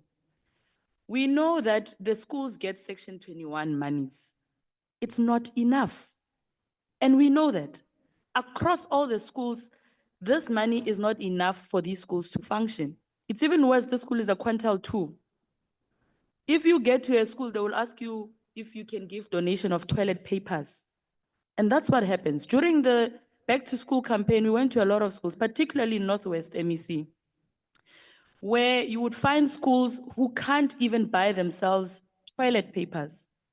Because with the money that they have to prioritize and see what is it that they must do and what is it that they can't. What do you categorize as minor maintenance is actually major maintenance in most of these schools, looking at the budgets that they get. And maybe the department must have its own emergency plan for these schools. On if a ceiling is on the verge of collapsing, what do you do as a department? Because whether or not you like it, you can say it's the responsibility of the SGB. They don't have capacity to fix a ceiling. And that's where you come in as a department, because your role is to ensure that the schools function and intervene where there's need to be. So the fact that an SGB must come here and ask for a ceiling must be very embarrassing to you as a department, DM.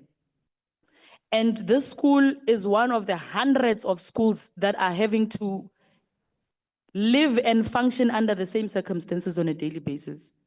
But what we don't consider here is that neither the SGB nor the department is really affected by this. Our learners have to go to school on a daily basis under the same situation. And we are not considering that. And that is why I'm saying there must be an emergency plan, because the people who are really affected, it's our kids. Maybe not necessarily because most of your kids go to private schools, but it's kids who have to live and learn under those conditions on a daily basis. And that is why we don't think it's an emergency for a ceiling to be fixed. That's why we think the SGB has a responsibility of fixing a ceiling. So I completely agree that, and in fact, if we're to open these petitions, we are going to end up being a portfolio committee of petitions. Because a lot of these schools have the same situations. And therefore, a department can come and say, in the presentation of the MEC, I found the MEC to be very defensive. Very, very defensive. And she's my home girl. She's from Northwest, by the way. But she seems to be very defensive because everything else you pointed to the SGB. What is your responsibility in this school? And all the other schools. We've got a problem of vandalization in schools, and you know. But you say, yeah, no, there seems to be some fiddling of wires. It happens because in your budgets that you give, you don't have prioritization of security in schools. That is why schools will be vandalized. So it starts with the budget itself. Schools can't buy themselves paint. And maybe that was important that we have a parent component here, because some of the things, really, as parents, we can put hands together.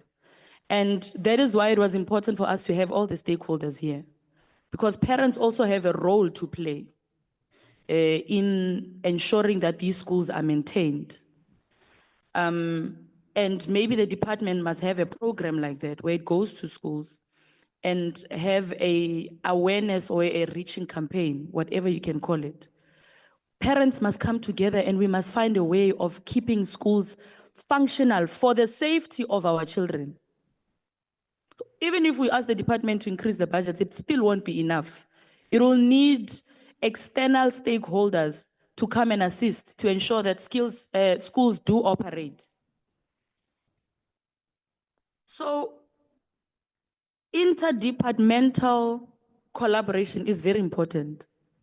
Most of the schools, when you go to them, they'll tell you, no, we've got a crisis with the wall, we've got this, we've got that. When you go to the Department of Education, they'll tell you public works. It's actually the first time I hear Department of Education say, no, we're together with public works. Because in most cases, it's always the fault of public works. And if public works and Department of Education can agree on this one, I'm very worried. Very, very worried. So we are playing a shifting game here.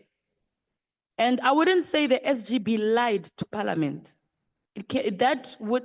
They might have written to Parliament out of frustration, like any other SGB.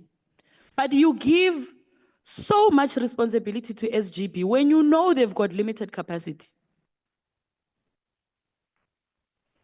And yes, you must capacitate learners. How do you have a school at this point?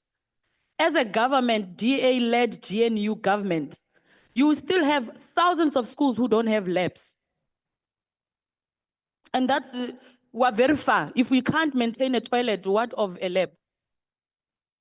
If we still have schools that don't have electricity, what of a lab that will need electricity to function? So the department really needs to have its priorities. Most of the officials in the departments, when they get to schools, they are celebrities. They are not there to do what they are asked to do. When they get there, they are the actual principals. So what do you think they are doing in schools is the complete opposite. During the campaigns, we met them. During the back-to-school campaigns, we met them in schools. Where they get there, they sit in an office, they fill in a form, that 1 hour, 30 minutes form that you were filling. They fill in that form and they leave. They write in the logbook and they leave. But no one has a responsibility of monitoring progress. Those recommendations, there's no tracking of progress, nothing. And that is why even the smallest things of fixing a bulb will end up in parliament. Because there's no one who has a responsibility to ensure that even the smallest things that must be taken care of to avoid us getting to a situation where we are. There's no one. But the department has a whole lot of people who would go and say, we went to a school, we went to a school, what are you doing in the school? They went to go and sign because you told them to go to schools and bring a report. So MEC, you must have a different way of doing things. I see here you say now the school is going to be budgeted for infrastructural repairs for 2025, 2026. That should have been done. And that's why I'm saying we should not be a reactive structure where they say there's no water. And then 2 days before you come to parliament, you open the tap. It's true, a lot of schools in Northwest have got the same situation. And sometimes you're caught between which one must be prioritized. And because today we're discussing Leruntse Lesedi, tomorrow there's going to be another petition. So have a way, and the fact that you operate in silos creates frustrations in communities. And probably because the SGB had to bring it here because the parents are also saying, but what must happen? You rightfully said that we are a very rural province. You would find that 70%, 65% of the parents don't even work. Most of the time, the schools would be asked for donations. Some of the schools would go to an extent of even saying, learners ka January, they will not get reports. They will not be admitted in classrooms because they didn't pay the 350s. So there has to be an actual plan. If it is a government that is intentional about ensuring that learners get quality education and are capacitated. But the state of infrastructure generally of schools should be an item on its own. If Department of Education must sit with infrastructure department, public works, we must be discussing the state of infrastructure of schools, not who has a toilet and who doesn't. And that should have started there. In your strat plans, that's what you must suggest. Let's sit with Department of Infrastructure, look at the budgets that we have, look at our priorities if you have. If you don't, you have them there in that meeting. So that you are also able to see whether there's improvement or not. At this point, we're just reacting. We're reacting. If the power trips today, you go and switch on the board, and then that's fine. You think you're doing something. So it is really a crisis, but I am grateful that the SGB was brave enough to come here. Had it not written to Parliament, they would not be budgeted for this financial year, and they must be very proud of themselves. Because they would have been told it's not just Leruntse that has a problem. And I would like the MEC to give us timeframes. Yes, they are going to be budgeted for. By when will these things be done? And by when, so that we know by when should we go and check if indeed these have been implemented. Thanks, Chair. Thank you. Was it Honorable Governor? Yes. You follow Honorable. I follow Honorable Letlap. So you're not after the Honorable Governor? No, no. You were, okay. Yes. Fine. Thank you very much, Chair. The process to get the petition here has probably not been the correct one, but I think we must thank the Speaker for understanding that there is speed within which certain things need to be tackled. The issue of the Leruntse Lesedi School is quite urgent. My name is Siyabonga Gama. I'm from the MKP, Honorable Chair. The attitude of the MEC is one of attempting to trivialize the complaint by the school governing body. It's unfortunate because they would not write this letter if they were not feeling the kinds of pain that they're going through. For me, I found it condescending, MEC, and I think that kind of attitude projects that you are not taking seriously the issues that our communities face out there. You are not taking seriously that the centers of learning need to be adequate in order for the kind of results that we want to experience can be felt. You came here to give us alibis. You do not want to take accountability for what happens in the schools. And in the Northwest, being a province where there are many rural schools, you should only just go and compare the Leruntse Lesedi School with Rustenburg High School. You'll see that it's chalk and cheese. And it should be your desire that the two schools, whether it's in a village or it's in a city, that they actually look the same.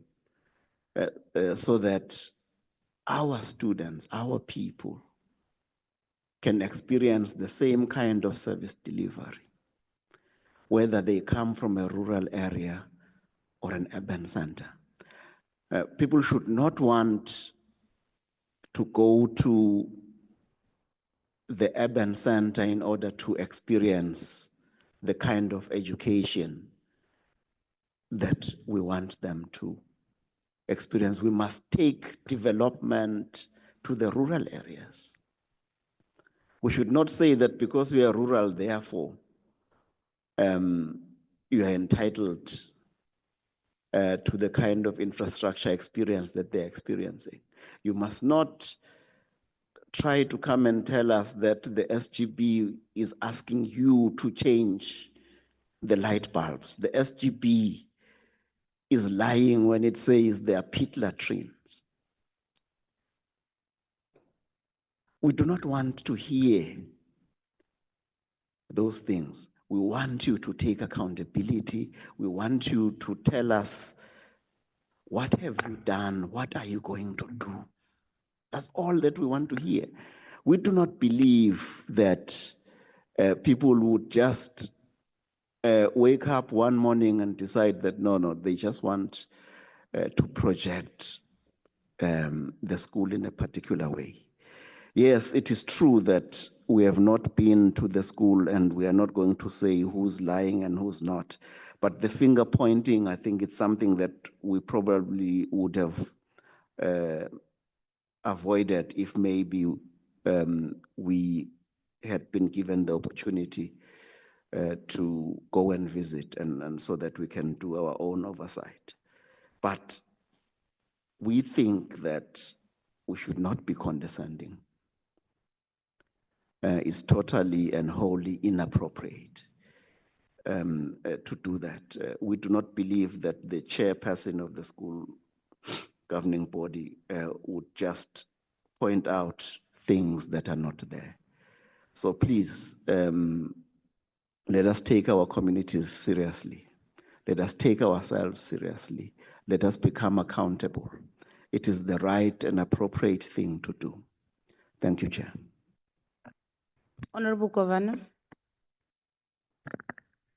Enkosi Chairperson, mandiqale ndibulise wena, DM, amalungu committee, members of parliament ezilapha, MECs zombini, ne-administration yonke karhulumente. Firstly, mandizazise ngexesha bekusaziswa bendingekho. Igama lam ndinguyanga wakwaGovana. olilungu lale committee ka basic education othunyelwe umbutho we-ANC. I might be very short, okay? I'm very short when it comes to discussions.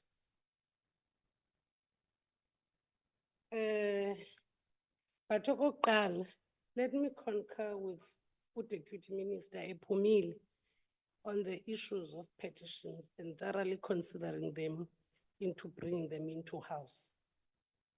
I'm not saying matters that are written or taken into consideration in this petition are not important. They are all paramount importance of our learners and conducive environment in all learning spaces. But I'm worried, Chair, that we'll deal with day-to-day issues if we'll allow such petitions to come to Parliament. Sawuzibona sinombhodam wokuba ngomiss, no SGB, no principal, singayenze yona nto bekufanele uba siyayenza. Because if we'll deal with issues of cleaning toilets, lights, and other minor things that can be done by SGB and be inclusive of teachers, even learners, they must be brought to us. Ingasibambezela, Chairperson. I think there must be a way to categorize petitions that will be dealt by us, that will be dealt by the MEC, and that will be dealt by circuit managers and district directors. And he undermining Chairperson the petition at any given point of time. Sihloniphile kakhulu yiloo nto sihle lapha namhlanje. Kodwa makube nendlela yokudetermine uba yintoni eseyehlula iphondo iziswe kuthi. Okwesibini, I wanted to touch on the issues of cleanliness yesikolo. We are looking at large numbers of toilets ezikhona esikolweni. There are 20, if I'm not mistaken. It's 10 VIP and 10 temporarily VIP structures. And we have one general clean. Klasithetha nje gabalala. Akanokwazi uclean toilets plus classrooms ezi 20 plus classrooms eyedwa. It says there is something that needs to be done by the SGB, SMT, circuit manager who's directly deployed to that school in overcoming this challenge because it can't keep on coming up in the near future. Dithetha again, nakwezinye izikolo.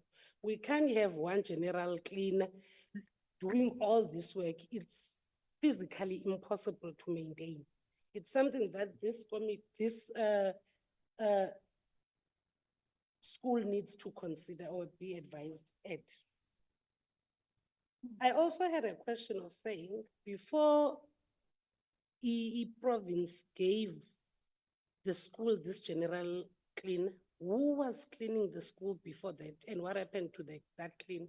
Because at least if we are speaking of means of saying, ESGB did have abaphangeli, even if there are two, but now they are running short of funds, they can't maintain. It would have been a different man. But we are talking about only one person. There is no SGB, there is no temporary worker that is assisting. It's impossible, even though it's not something that we would want to discuss in this platform, but it's something that you need to consider and put it aside. Infrastructure issues, I cry DM across the country. It's what we are facing as the country, and it's a challenge. We can't identify one school on issues of infrastructure. The whole South Africa is a crisis. Public Works, Department of Education, they need to be overturning immediate support to schools because we can't be having such. Our infrastructures need to be conducive for our learners, our teachers, and administration at wide. So it's something that we can't be discussing. It's a normal topic of being left. It's something that needs to be implemented and be implemented fast. I am a bit worried about trenches that are paid in schools. I'm thinking MEC, we do have maintenance money. The monitoring that needs to be done in schools is more into capacitating the SGB, SMT, and the whole team in schools in how they use these monies. Because really we can't be complaining about globes, lights, whereas we have so many other challenges. Where is the maintenance money? Even if it's little, but it can maintain lights, it can maintain running water, it can cut grass outside, it can do the minor things. What is happening to the maintenance money that is taken into schools with these large trenches they get, even though we know those trenches are not enough? We know we are short of finances when it comes to other things, but these little things must be done. The ceiling board, it's a matter of hiring 2 guys, removing it, while we are still thinking of a larger or a permanent situation that needs to deal with the ceiling and leakage of roofs. And when we categorize these minor and major issues, maybe we must take into consideration that SGBs are not your comrades, are not trained and are not capacitated as you, because you will be saying they must know the difference between minor and major. Maybe you have not even taken into consideration that to them a ceiling board is a major crisis. To them a roof leakage is a major crisis. So there must be a way of breaking down how do we differentiate the two. There must be something wrong in this petition or why we are seated in this room. Because really the responses we are getting from MECs, it's not as if they have not gone to the school. It's not as if they are not being assisted. It's not as if DM, there were no visits. And we get a side from the SGB saying they are not taken care of. I have a question though. These 2 classrooms, if the school is so overcrowded, how did they manage to rent out 2 classrooms there? It's at the back of my mind. I'm thinking you are overcrowded. Your classrooms are not enough. You are even given temporal structures, but you are able to rent out 2 classrooms. How did that happen? If really the overcrowding is a crisis in the school. Then more concern on the issue, social issue, chairperson. This is a secondary school. They are renting 2 classrooms in the school. These constructions have males. Our kids safe? Because I'm always thinking there's this norm or there's this social ill that is killing our kids. About baby dead.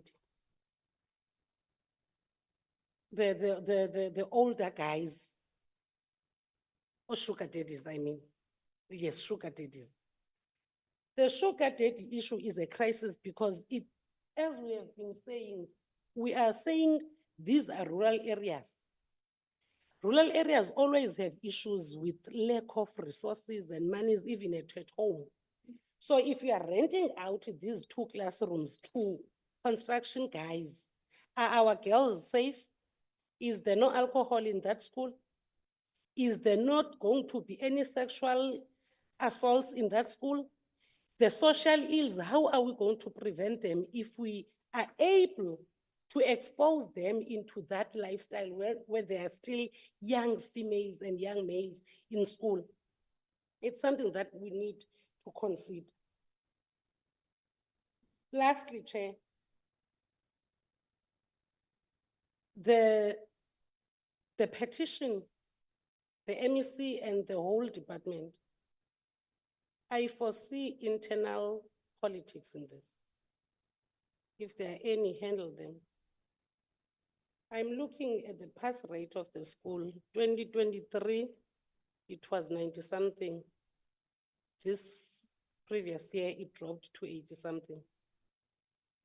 Infrastructures, all politics that have us as elders must not in any manner go tamper with the learning of our learners.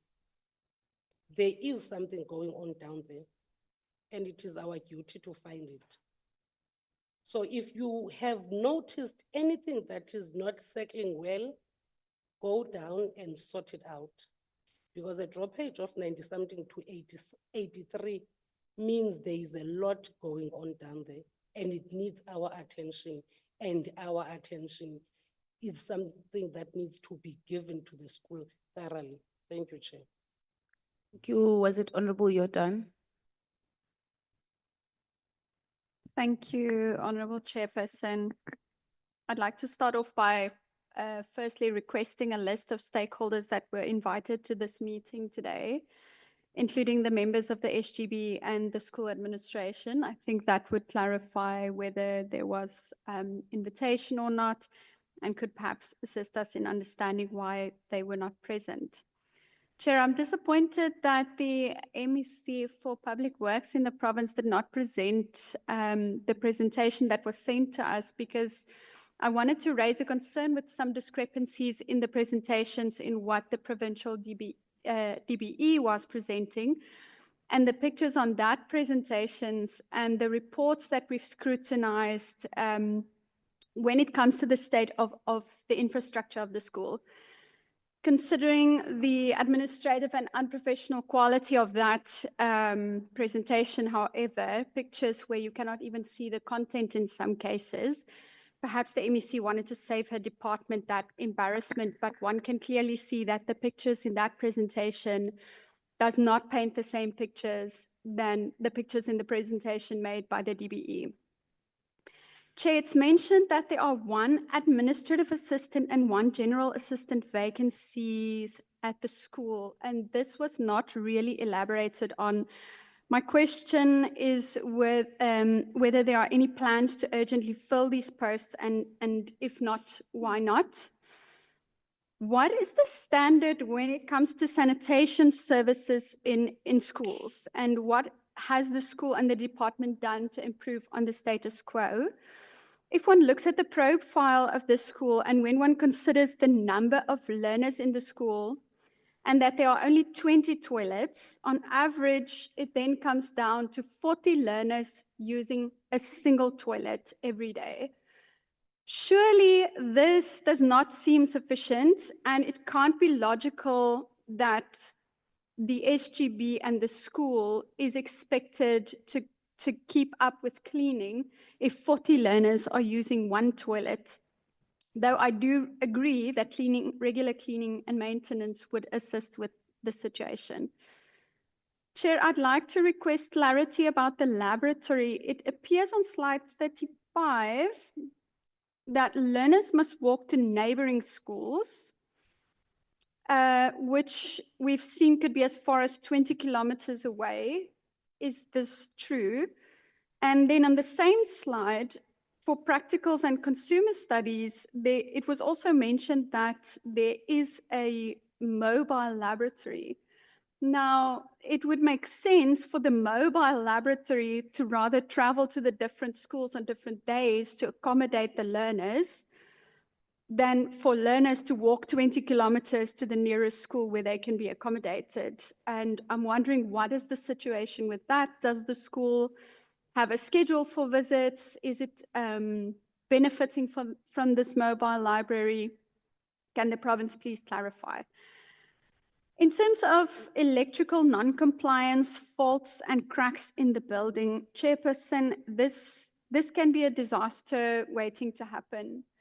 And I think it should be a concern for us that this was mentioned in the first place, rather than looking at how to defend whether it exists or not. It's an outright safety hazard for learners and teachers in the school, and these issues do not speak to minor maintenance when one scrutinizes the report that's been sent to us.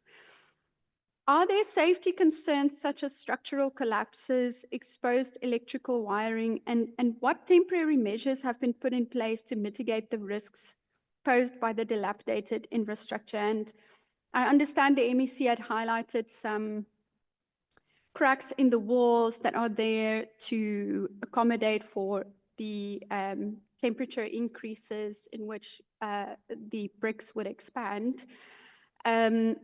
But from the pictures in the presentation in the Department of Public Works had sent us, those are not the cracks that appear there.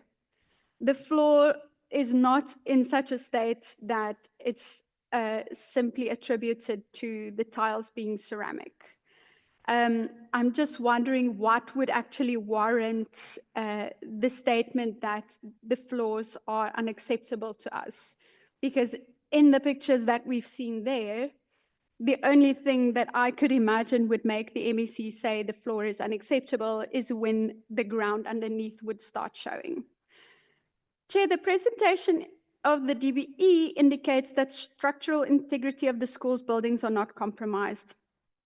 However, the inspection report of August 2024 indicates floors and walkways are in a bad state of repair and need major renovations, not minor. Walls have major structural defects that urgent repairs are needed, major cracks on the wall that pose extreme hazard of structural collapse, that walls need support.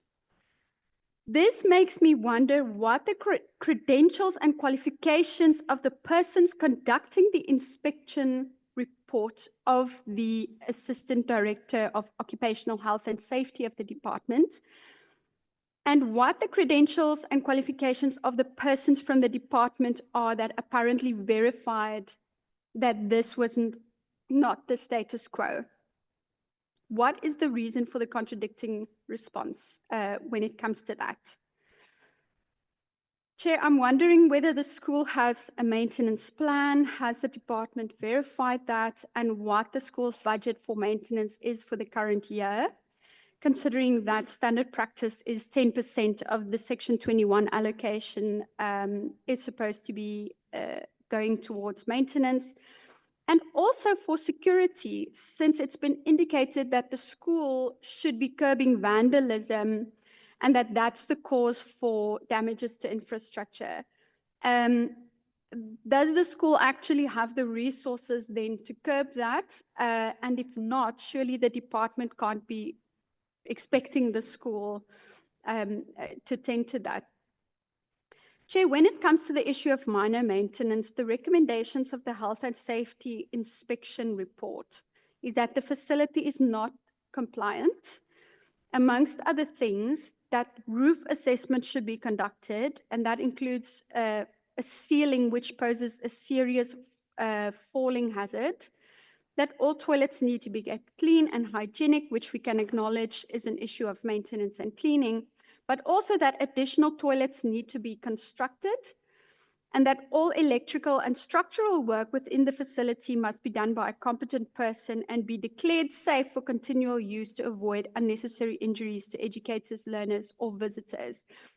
And this is also verified by the fact that the report reflects the school does not even have a certificate of electrical compliance, which is a basic standard of compliance in South African building regulations.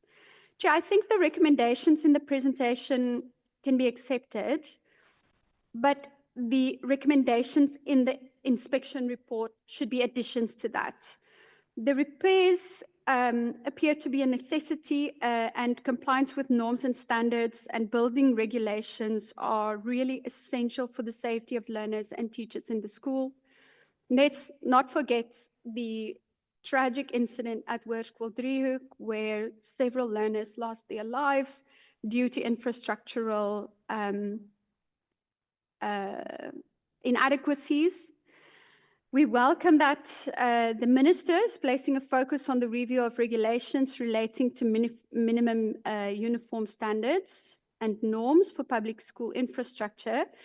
And I think this will assist in improving accountability at a provincial level for the rollout of school infrastructure so that we don't see this kind of a defensive composure and blame shifting that we've seen today in future. In actual fact, Chairperson, buildings and structures that are non-compliant to something like the electrical certificate I've mentioned earlier could be liable to legal action. insurance claims and severe consequences. And it's surprising that this was not even mentioned in the report of the department. Chair, what I'm not seeing in the recommendations or even in the presentation that was made is that a maintenance a person or a general worker will be appointed, since there is clearly a vacancy at the school. And I think this must be addressed urgently, and it will assist with the instance in which there are minor problems. And I do also agree that the SGB requires training so that there can be sustainability of the interventions that will be undertaken by the department. And I think perhaps financial viability and planning for maintenance and security must also be a discussion between the provincial department and the SGB, so that the school can highlight what their challenges are when it comes to being unable to cover maintenance, as they've said, and that the department can assist with devising strategies for improvement for the school, and to acknowledge the gaps where what it's bringing to the school might not be seen as enough.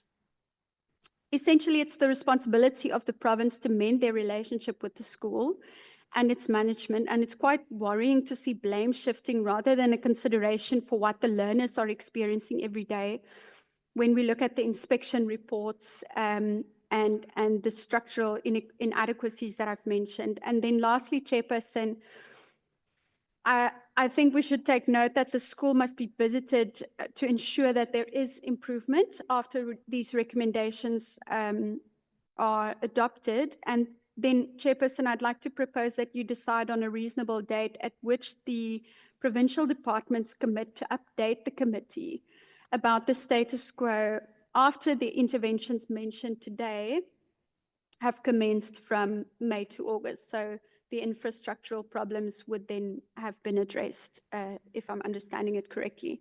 Thank you. Honorable Christians. Honorable members, sorry. So I'm going to request, because I also want to run to the bathroom, the whip of the other portfolio committee to chair whilst I'm going to the bathroom. It will just be for a few minutes. Yeah.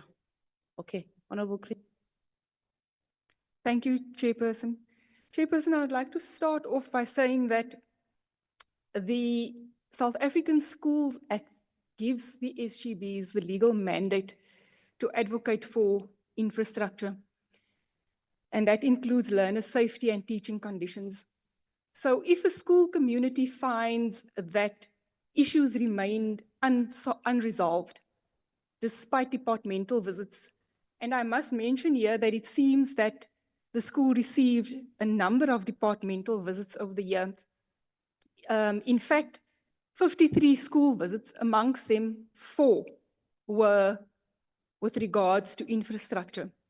So if a school community finds that issues have remained unresolved, they have the right to escalate those issues to our portfolio committee. So the SGB is and has done exactly what they are empowered to do, and that is to advocate for our learners and for our school communities. It seems to me also that the Department of Labour visited or inspected the school on the 7th of February, 2024. And it seems that the recommendations that were made after that visit were not fully implemented. And that is quite concerning. And it proves then that school visits alone do not translate into action. So there does appear to be an element of neglect by the school management and the SGB in terms of the general upkeep. That is a given in terms of the general cleaning, toilets, etc. As noted in the reports, however, this does not absolve the Provincial Department of Education. Neither does it absolve the Department of Public Works of their responsibility to address the major infrastructure issues. And I think that is concerning because a report was presented, but the findings were not implemented, and that remains a concern. So my question to the department, and specifically the provincial department then, is, should the SGB remain silent in the face of inadequate infrastructure and unfulfilled commitments. That is a concern. And if departmental officials claim that they have visited the schools, why are these issues persisting despite several visits over 2024, to the point where the SGB felt that it was necessary for a petition or a written letter to be sent to Parliament? Of additional concern is obviously the contradictions that everyone has mentioned, that there are contradictory reports with regard to the infrastructure problems, where one party is attempting to downplay the severity and the other party is trying to showcase the exact severity. So there are roof leaks, and these are bad enough to cause collapse. And these are not minor maintenance. This is not something an SGB can see to. Classrooms have no lights. This can affect learning conditions. We are all aware of that. There are electrical compliance issues. Surely an SGB cannot be tasked to fix such serious safety risks. Now, the Labour Department itself made recommendations, yet the officials claim that the school is in a relatively reasonable condition.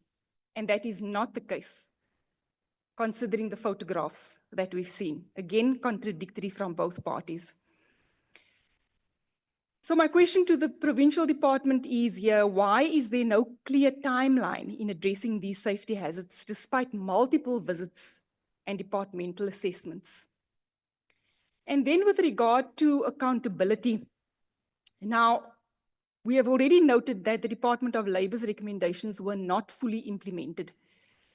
The school was advised to remove ceiling boards and not fix it. Instead, they did a patch job and did not see to the actual issue, the actual leakage, which has escalated the problem and caused further issues in the school buildings. The electrical and lighting issues were left to the SGB. And again, as I said, this needed specialist intervention, and this was never given by the Provincial Department of Education. My question here is, what specific actions did the department take after each visit to improve the situation? And can they provide a timeline to us of what exactly was done after each of these visits? Because we've already heard now that there were 4 visits on infrastructure alone. So after each of those 4 visits, what was done, what was the timeline, and was it actually fixed? If the department truly believes that the school is in a good condition, would they allow their own children then to learn under these circumstances? And I think that's a relevant and valid question. So if the Department of Education argues that the school is not in crisis and that the conditions directly are not impacting teaching and learning, how then do they acknowledge to us that learners are supposed to learn in poorly lit classrooms, which are not conducive to learning, that there are structural issues that have created a sense of neglect and demotivation for both learners and staff? How can the department justify proper repairs when these conditions clearly undermine our learners' constitutional right to quality education? In conclusion, Chairperson, I would like to say here that there is obviously a shared accountability here with both the SGB and the Provincial Department of Education and Department of Labour. So the SGB cannot be unfairly blamed for structural issues, because that is an issue outside of their mandate and beyond their control. The department, the Provincial Department of Education and the Department of Public Works should obviously account for their failures here after multiple visits and no action. And I think that, as everyone else has mentioned, that there must be a clear distinction made between the general upkeep, which is the school's role, and the major infrastructure repairs, which is the Provincial Department of Education's responsibility. And I think that in due time during the course of the year, the Provincial Department of Education should, at regular intervals, come back to us and report to us on the progress made at the school. And additionally, I agree with my colleagues that we should undertake an oversight visit to this area. Thank you, Chairperson. Thank you so much. Since the Honorable Ethel Ngosi is not here, let's proceed to Honorable Marcus. It's Honorable Thring after Christians, Chair. Oh, okay. Thank you, Chair. Sorry, before that, let me first apologize to you. When the new chairperson comes, uses his own list. I didn't ask you to speak because they are on the same row. Then I request that you take these two hands, Honorable Marcus, and then I will come to you. Okay, Honorable Low. No, thank you very much, Chair. Let me welcome the presentation from the petitioners and the Department of Education. I think firstly, we should agree that there were new amendments that were made with regard to petition in Parliament. And I would want to align my views with the DM of Public Works on saying that we should exhaust all avenues before we reach Parliament, not wanting to stop members of the community to come to Parliament. But the matters of Parliament are the matters of strategic and operational. Saying today, we are sitting here with two presentations, the one of the departments that is intertwined with Public Works and the one of the petitioners. We're also sitting at the other side of the petitioners, where the school governing body has presented their issues. And I would want us to be, as members here and colleagues, to agree we will have to teach and conscientize our school governing bodies on how to run the internal governance before they can run anyway. I'm saying all of these because we should be honest with ourselves. If you compare other school governing bodies and other schools on how they deal with day-to-day running of their issues, you would understand that we need to educate and make sure that Quintal 2 schools are don't undermined because Quintal 4 and 5 can take responsibility to governing body that take effect and make sure that they lead their school governing bodies according to the transcript of the law. Part of our problem here, maybe as members, we shouldn't allow ourselves to always want to live on sympathy or begging on saying we're incapacitated. We are not. Governing bodies have a duty to preside over school budgets. One. Governing bodies have a duty to preside and deal with day-to-day running of schools and report to where they report and compel reports accordingly. The provincial department and the Department of Education has a duty to preside and oversight where the education, where the schools are not doing according to what is expected from them. Now, I'm part of this committee of basic education. Last year we have said to members, and I'm glad that today the report of Public Works and Education are speaking one thing, albeit that there are challenges that we are going to highlight here. We said to our departments, we are not going to allow any other department to come and not speak in one voice, no matter is it bad or good, because we believe there is a forum, there is a meeting where they are meeting. Let me start by saying, Chair, from the submission made by the practitioners, I would want to align with Honorable Yanga, not Comrade, Honorable Yanga, who could have said, given all of the genuine challenges that were raised by the petitioners, one must believe that there is a third force playing itself, wanting to take advantage of our school governing body and wanted to present a picture that there is no relationship or there is no interactions with the school. I want to be very firm and clear. I'm doing this because this will come to us in many occasions. We've still got a long way to go. Now, the MEC says we acknowledge that infrastructurally, and we acknowledge that these are the issues that we have not been dealing with.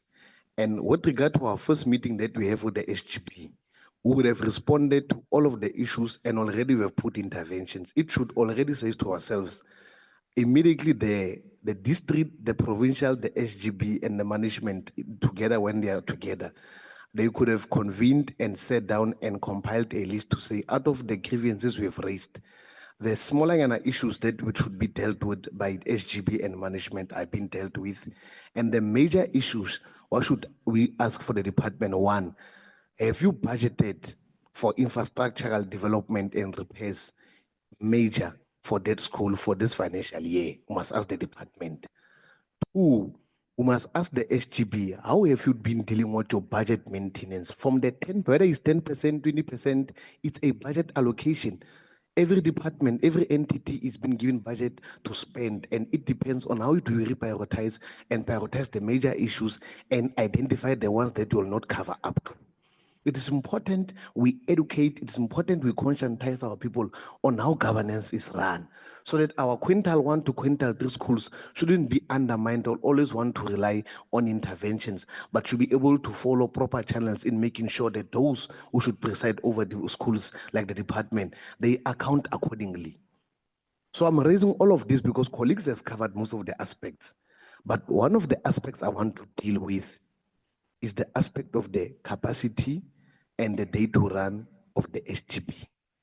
The school governing bodies have been given much more powers to deal with governance of the school. They draw budgets, they deal with day-to-day running of the school. They also monitor as to what becomes a problem. Now, my submission is based on this, Chair. The department comes, we haven't done oversight, I agree, it's allowed in Parliament. You can still deliberate in a report and still go into oversight to confirm an affair. Now the department is saying, and the SGB, these are problems that we have raised to the department and they've not been getting attention. We get a report that while the report of the SGB has arrived, there's 2 classrooms that are rented. I want to know, what do you do with the money? What does the money cover as we've rented the classroom as the SGB? I want to know about that so that we deal on assisting financially as to how SGBs can deal with minor challenges. Now we're sitting where the school that was, what a portion of learners were removed from another school to a school for them to be able to deal with infrastructural challenges from the previous school, so that as we have made the school, that's how we must respond to the outstanding issues of that particular school. What the committee should ask is, how far are we, or are we going to build a new school to cover up for the discrepancies of the schools where we've taken learners from the other school? And how far are we to deal with the major infrastructural development with the school for us to cover major infrastructural issues that are facing the school?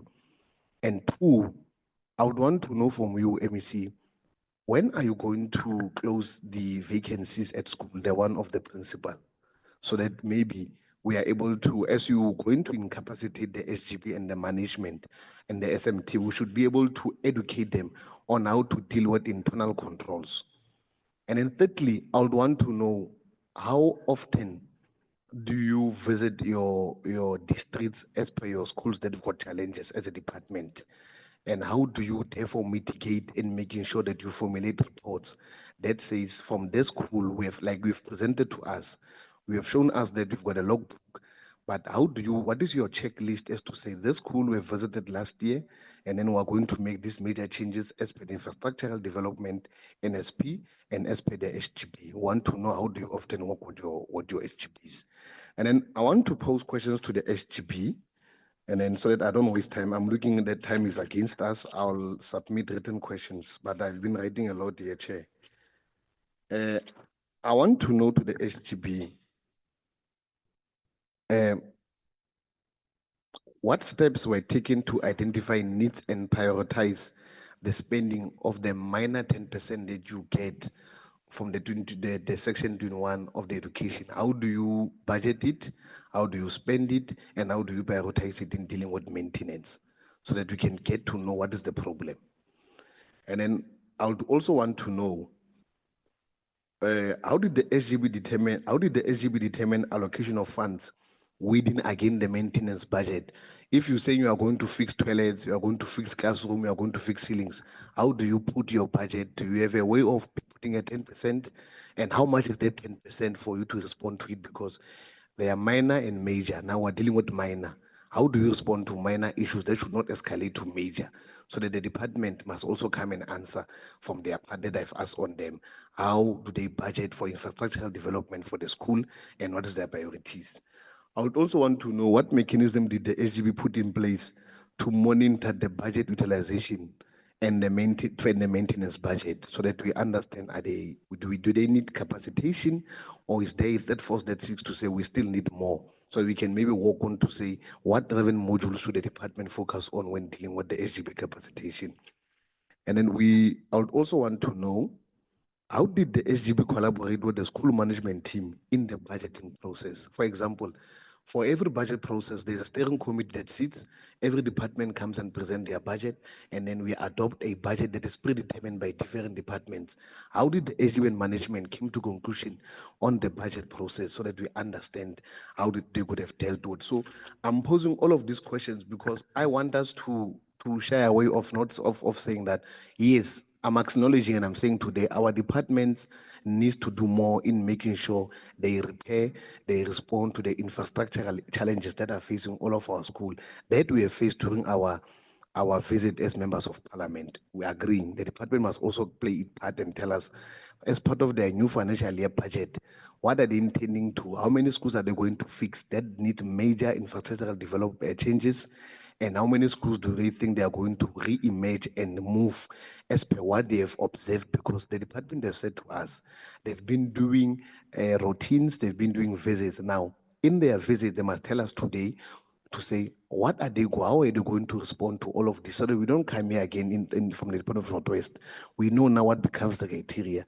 And I would like to align with members to say, Chair, it becomes quite important if we go and do oversight and go and measure what has been presented to us and get to the gist of the issues of the school so that as you compile our report, as the law dictates, the law dictates that you get a petition, immediately interrogate it, investigate, you get the findings, you compile a report and you put mechanism that are going to measure as to how far have we attained in making sure that the school has covered up its infrastructural developmental issues, the school has no major issues, and the school can function properly. So I'm putting to the committee to say the presentation of both the petitioners and the department, we must welcome them. And we must welcome the efforts made by the department to put more concrete evidence to prove, to say, as we are going to do oversight, this is the block I'm referring to, that's what we are referring to, and that's how far we are. So that we are able to understand that there is no major challenges of fighting on wanting to settle scores. But there's an issue of making sure that we go back to the drawing board, we go resolve the issues of the school. As we respond in parliament, we are going to respond to say, as parliament today, we have forged relations of the schools through the Department of Education and ourselves on how we're going to deal with this from now on. Because I think when the matter is in parliament, it is for us to give directive because we are the last resort. There's no international parliament beside ourselves, it's parliament.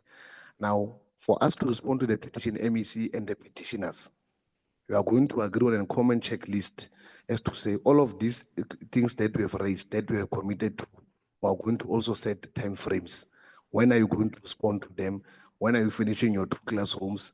When are you going to respond to all of the issues of closing vacancies? Now, the SGB should also tell us on their planning, how have they reprioritized, how have they been spending their budget, and what is it they are lacking to intensify and to assist them in making sure that they work close with management and hold the department accountable. I think it will assist the process of parliament to conclude the petition issue, and I agree that we must go into oversight when a certain time and certain date that is going to be agreed by ourselves. From there, I'm quite content, and I want to tell the MEC of the Department of Education, proceed and continue to be honest where you can and give whatever that is best to us so that we are able to assist the future of the country. We are quite content on all of the issues, scholar transport issues, your infrastructure, but put them as they are so that we are able to find solutions and make sure, MEC, you go to the school yourself. I'm pleading to you for the sake of the school and many other marginalized schools, make time, engage your school, and try to resolve issues. You don't have to come here again, I can tell you, when you are going to have a good approach in this. Thank you, Chair. Thank you very much. We are going to the last row. Thank you, Chair. Your co-chair overruled your listing process and said he'd wait for you to come back, but that's fine. Thank you, Chair. Um, Chair, the challenges of poor infrastructure are not limited to Leruntse Lesedi High School. If one just visits Marion Ridge Primary or High School in the Pinetown area, you'd find similar infrastructure challenges and failures. But it is evident that our budget cuts, maladministration, irregular, fruitless, and wasteful expenditure within the Department of Education across the board is now beginning to manifest in dilapidated schools. And this clearly impacts on the quality of education that our children receive. But yeah, I think it is a view of the ACDP that we need to applaud the principal, Mr. Pharamela, and the school governing body for their brave action in highlighting the infrastructure failures at their schools, at their school. I think the principal has a difficult decision, and it is one to look at revenue generation in a sense to help with the upkeep of the school, as well as attempting to provide quality education in unfavorable conditions. But if renting out classrooms is within the ambit of the law, we should not then be looking at consequence management or disciplinary action against the school principal. This would be akin to targeting the whistleblower, and the ACDP chair will not support that. Chair, the South African Human Rights Commission has received numerous complaints relating to infrastructure degradation, and their finding was, and I want to quote, the Northwest Department of Education has failed or neglected to ensure the provision of safe and adequate infrastructure in many schools in the province. So to the MEC and her team, is the South African Human Rights Commission lying or being economical with the truth in pointing out the failures of the Northwest Department of Education pertaining to infrastructure inadequacies?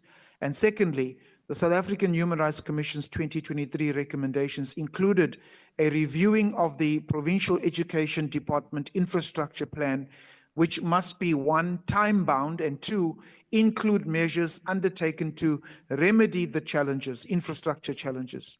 The department was also instructed to report quarterly to the South African Human Rights Commission on the implementation of their revised plan. So my question is, was this done, and how far has the department progressed in addressing the recommendations? Chair, I also want to agree with my colleagues that an oversight visit must be conducted, and in addition would propose that the Northwest Department of Education report to both of these committees on a quarterly basis until these infrastructure challenges are resolved. But on cleaning of the schools, Chair, I think that the Department of Basic Education should take the approach of the Japanese Department of Education, where children have a culture of cleaning their classrooms. Japanese children across the country have a culture of cleaning their classrooms and schools, and they take pride in doing that, rather than with the refrain that we sometimes hear within our sectors, is that children litter and vandalize to create jobs for their brothers, uncles, and family members. And that shouldn't be. Let's take a leaf out of the Japanese Department of Education and look at inculcating a spirit of cleanliness within our children from a young age. Thank you, Chair. Thank you. Our next speaker. I think, thank you, Chairperson. I think most of my points have been covered by Honorable Low, but only this one, which has not been covered by any member here. The school, we were told that it has been built in 1982, which is more than 40 years ago.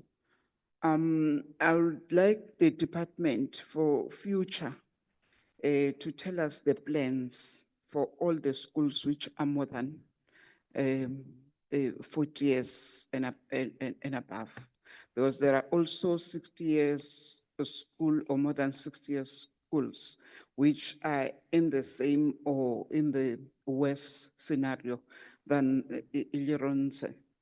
Maybe in all the provinces, we can mention others, but because today we're dealing with Leruntse, that for future sake and for iskhathi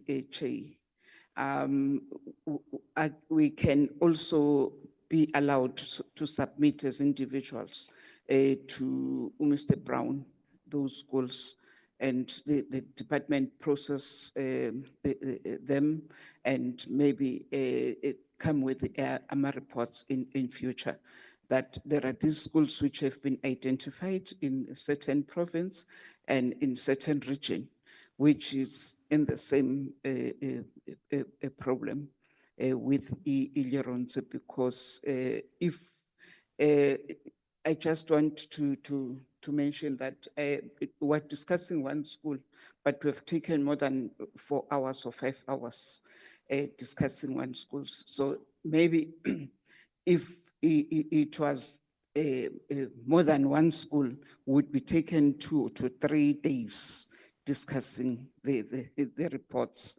So avoiding other schools or other SGPs, because once you entertain one issue or one SGP, most of the SGPs will follow because they'll be influencing each other to do the same thing. To avoid that, can the department identify? They know that there are many schools which have, or SGPs in the last past 10 years, which have been submitted their report or complained about the dilapidated of their schools, but nothing has been done currently. Engineers have gone some of the schools and make their findings, but nothing has been done. So maybe in future, if they can do that, or we are allowed to submit that so that reports can be dealt with in the future by the portfolios. Thank you.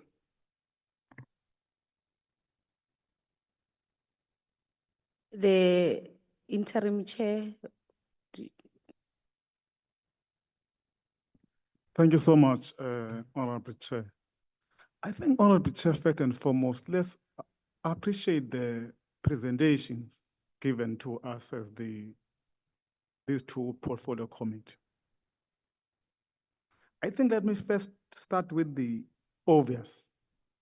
That seems not to be an obvious, so that we're clear on those ones. The first one is that there's a difference between saying people are brave other than acknowledging that and commending that the people have used their democratic right to write to the speaker as enshrined on the Constitution, on the Bill of Rights. We must commend them for exercising such right. Because that right on its own was fought for. That is important. The other issue is that regardless of whether the process is flawed, on the question whether it's a petition or it's a letter, but the topic at hand is a petition. And we have to treat it as such because the topic what we're dealing with is a petition. But we must learn on the process, on how from being a letter it moved to be a petition. And take that as a learning experience moving forward. The other issue is that the question of who owns the school is not the principal, it's the SGB. Therefore, the presence of the SGB should be acknowledged.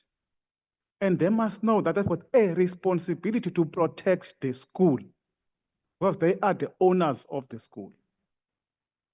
The third issue that is important is that we must not be worried about the convergence or the shared understanding or an approach within the Department of Public Works and the Department of Education. That's what we expect in government, that this government is one. Therefore, they must be on par on issues. And I applaud them for coming here, having that shared approach and understanding in the portfolio committee. I think the issue here I want to appeal is that this is not a time to point fingers to anyone. It's time to provide solution on the problem in question. The problem in question is that there is an intervention needed in that school. And in that intervention already, there is a work in progress that is being provided by the department. What is lacking from the department side is to give us time frames. We plan to address this matter and finish it on this time. But in terms of how I view the responses, it's a work in progress that we have to. The issue that I think we must get is a clarity from the department. The department has not given us a clear picture of what is the amount of maintenance budget that has been transferred to the school. So that based on what the department says that it is supposed to be the responsibility of the school or SGB, we're able to correlate and be on the same page that, or indeed, they are empowered in terms of resources given to them to perform such a responsibility. The other issue I want to get from the SGB, whether they can confirm that indeed the contractor is on site. And as the contractor is on site, is there progress? Because the contractor can come on the time given that it was there, but in the process, the contractor can stop not being there. Or you can get a report that, no, the contractor is doing the work moving forward. The other issue that is important here, on slide 3, we're told that this SGB was elected in July 2024. But the previous SGB brought this matter or reported this matter of these learners as in February 2022. But we were told that the merger was on 2023 of the two schools. It's an area that you have to get a clarity on that, Chair. Chair, as I said, this is a work in progress. I think what is important is that I come from the Eastern Cape on my introduction, and one knows the picture of how the schools in Eastern Cape had been previously. I thought that I'm gonna see a picture of learners in a mud school in a very bad situation. Hence I say this is a work in progress because there is a structure. In such a way that there is a structure, they even have more classrooms. They can even rent out classrooms that's supposed for the learners to a contractor. It shows to give another picture about this school.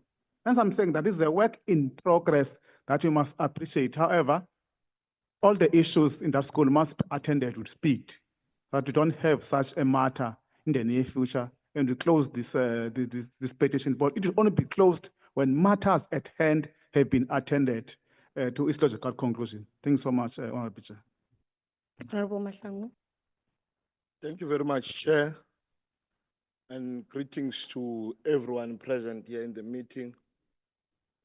Let me first acknowledge both the presentation from the petitioners and from the department. Well, we must agree, Chair, that across the country we have infrastructural problems. And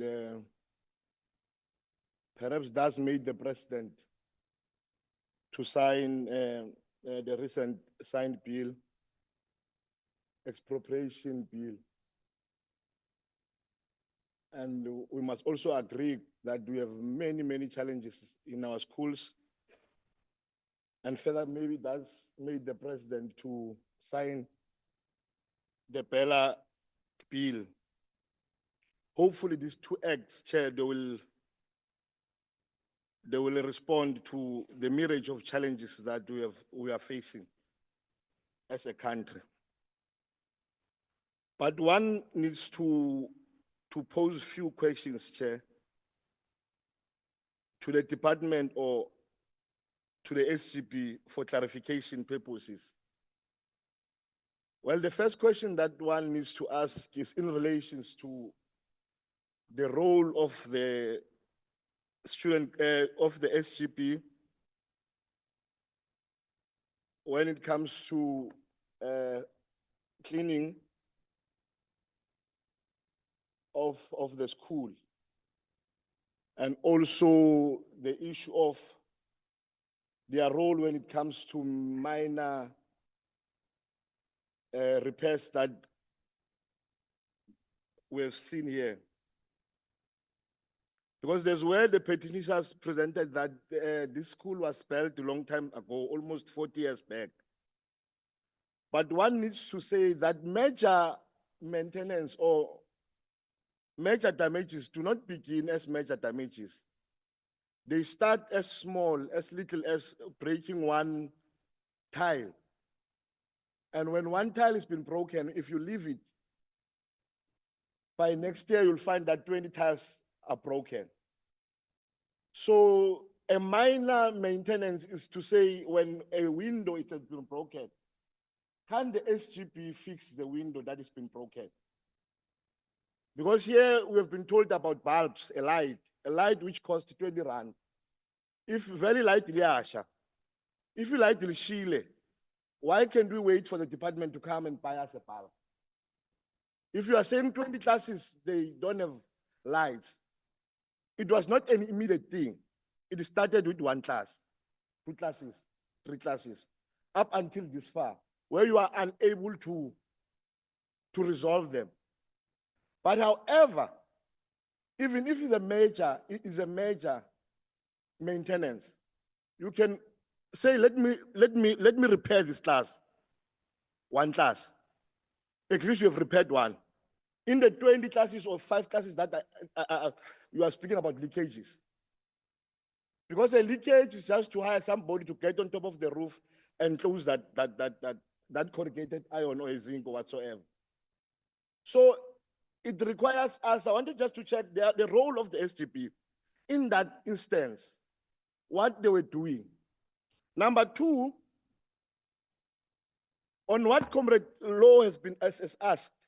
Actually, I mean, I will ask it from 2002, what was this 10% doing? I'm not asking what you will be doing with it. I wanted to know what was this 10% doing. We have fixed this, we have replaced the window, we have replaced the ceiling, we've done this. In particular, the one that was meant for maintenance, minor maintenance.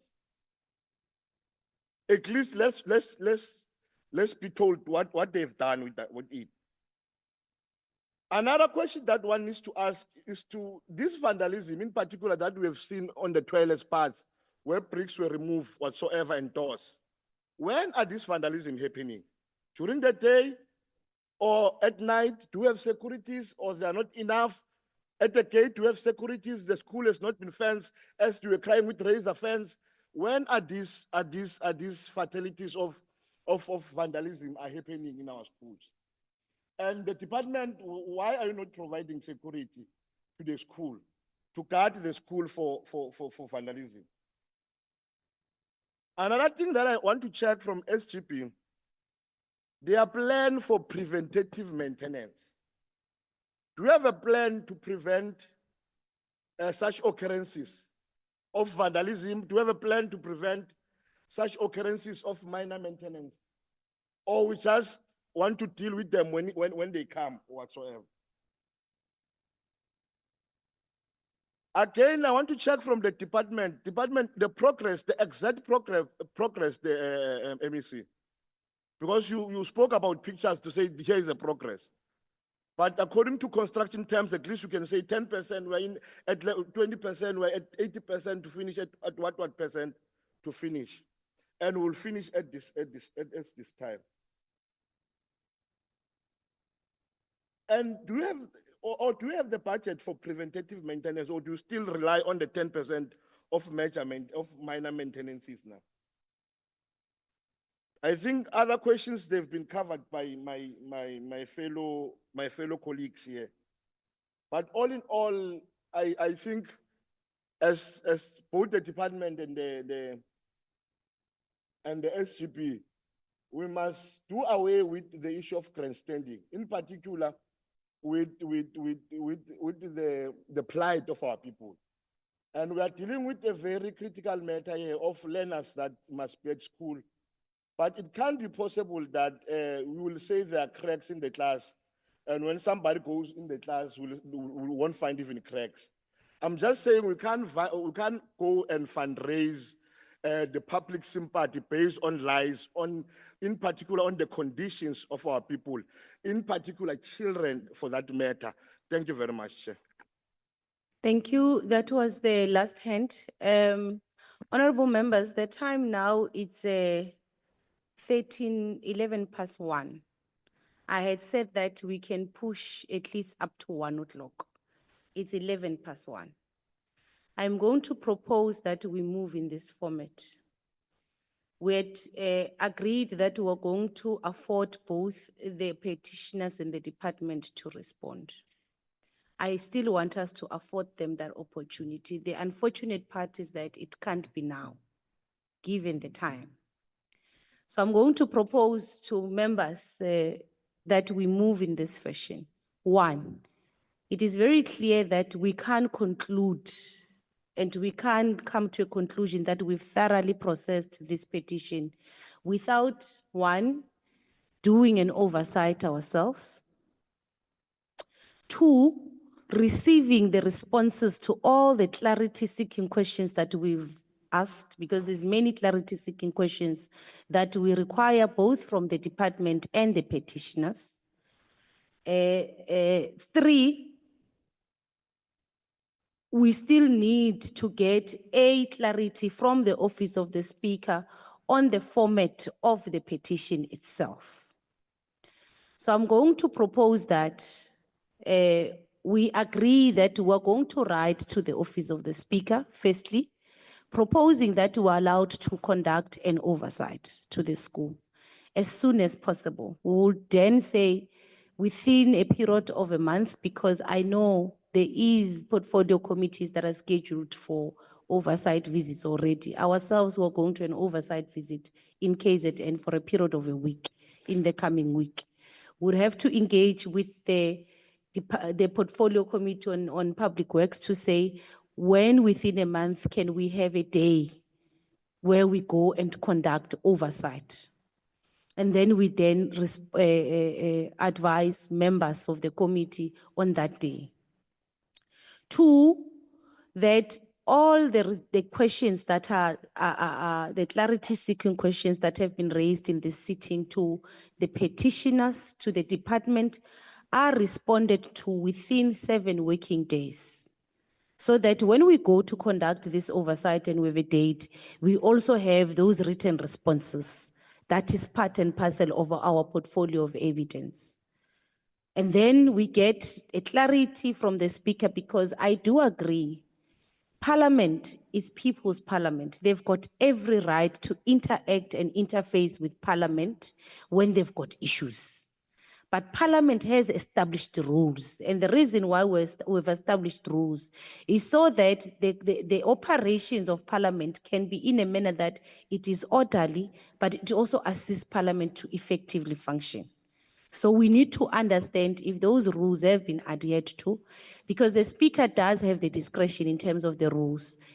She has a discretion to grant a petition despite the petition not meeting the format. There is that discretion, and would have to get that discretion of the speaker, so that we deal with the precedence that is going to be set by this specific petition. And we are assisted from the office of the speaker as a committee on how do we deal with future petitions of this format. So I'm proposing that we move in that format. That is, for me, the only time where we will say we have thoroughly processed this petition and we've got concrete resolutions and recommendations to the office of the speaker. So we are going to be drafting a complete, comprehensive number of questions that have been asked to the department and to the petitioners. We will send to both, and we'll give them 7 working days to respond to those questions, and we'll then share the responses. Then we'll also communicate on the date, and I'm saying within a month, members, that we'll do it within a month, starting from today, to go and to visit the school so that we can close out a report. Just one clarity, which is the stakeholders which were invited to this sitting. So we've received a referral of the petition from the office of the speaker with the letter that you have, and the letter had only one person signed on behalf of the SGP and the contact details. So we then contacted the contact person to say, in terms of Parliament, we are referred to this matter. We want to engage on this matter. This is a petition on behalf of the SGP. It was confirmed that it is on behalf of the SGP. We then advised that in terms of our own budget constraints, we are allowed to give you transport, to transport you to Parliament to come and present your petition, but we can only transport one representative. And the SGP representative was very clear that they want to attend all of them. As a result, we then decided to have this format so that we allow them to attend all of them. So the entire SGP, as the petitioners, were invited to this sitting, including the 2 portfolio committees and the DPE and Public Works. So we did, but of course there could have been communication issues which we'll deal with. And I think that oversight visit will assist us, because then we'll be sitting with the full complement of the SGP in the school after having done our own observations, and then we can then come to the bottom of the report. So I'm proposing that we move in that manner, members, given the time constraints. I hope that is acceptable to the members. Okay, so we want to then thank the petitioners, led by Mr. Pharamela. I want to get it right.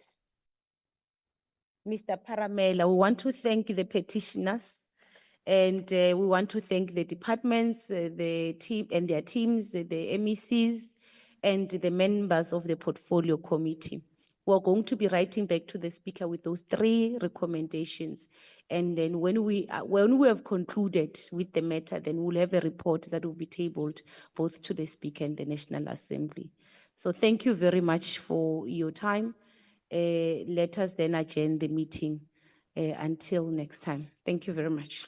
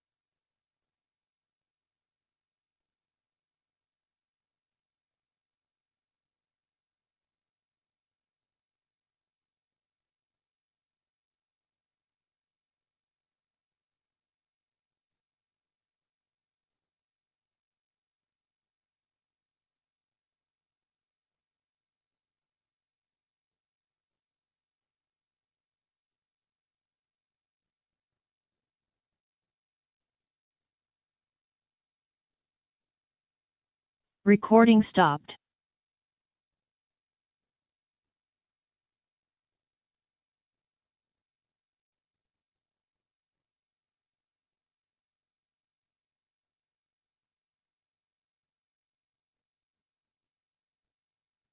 Recording in progress.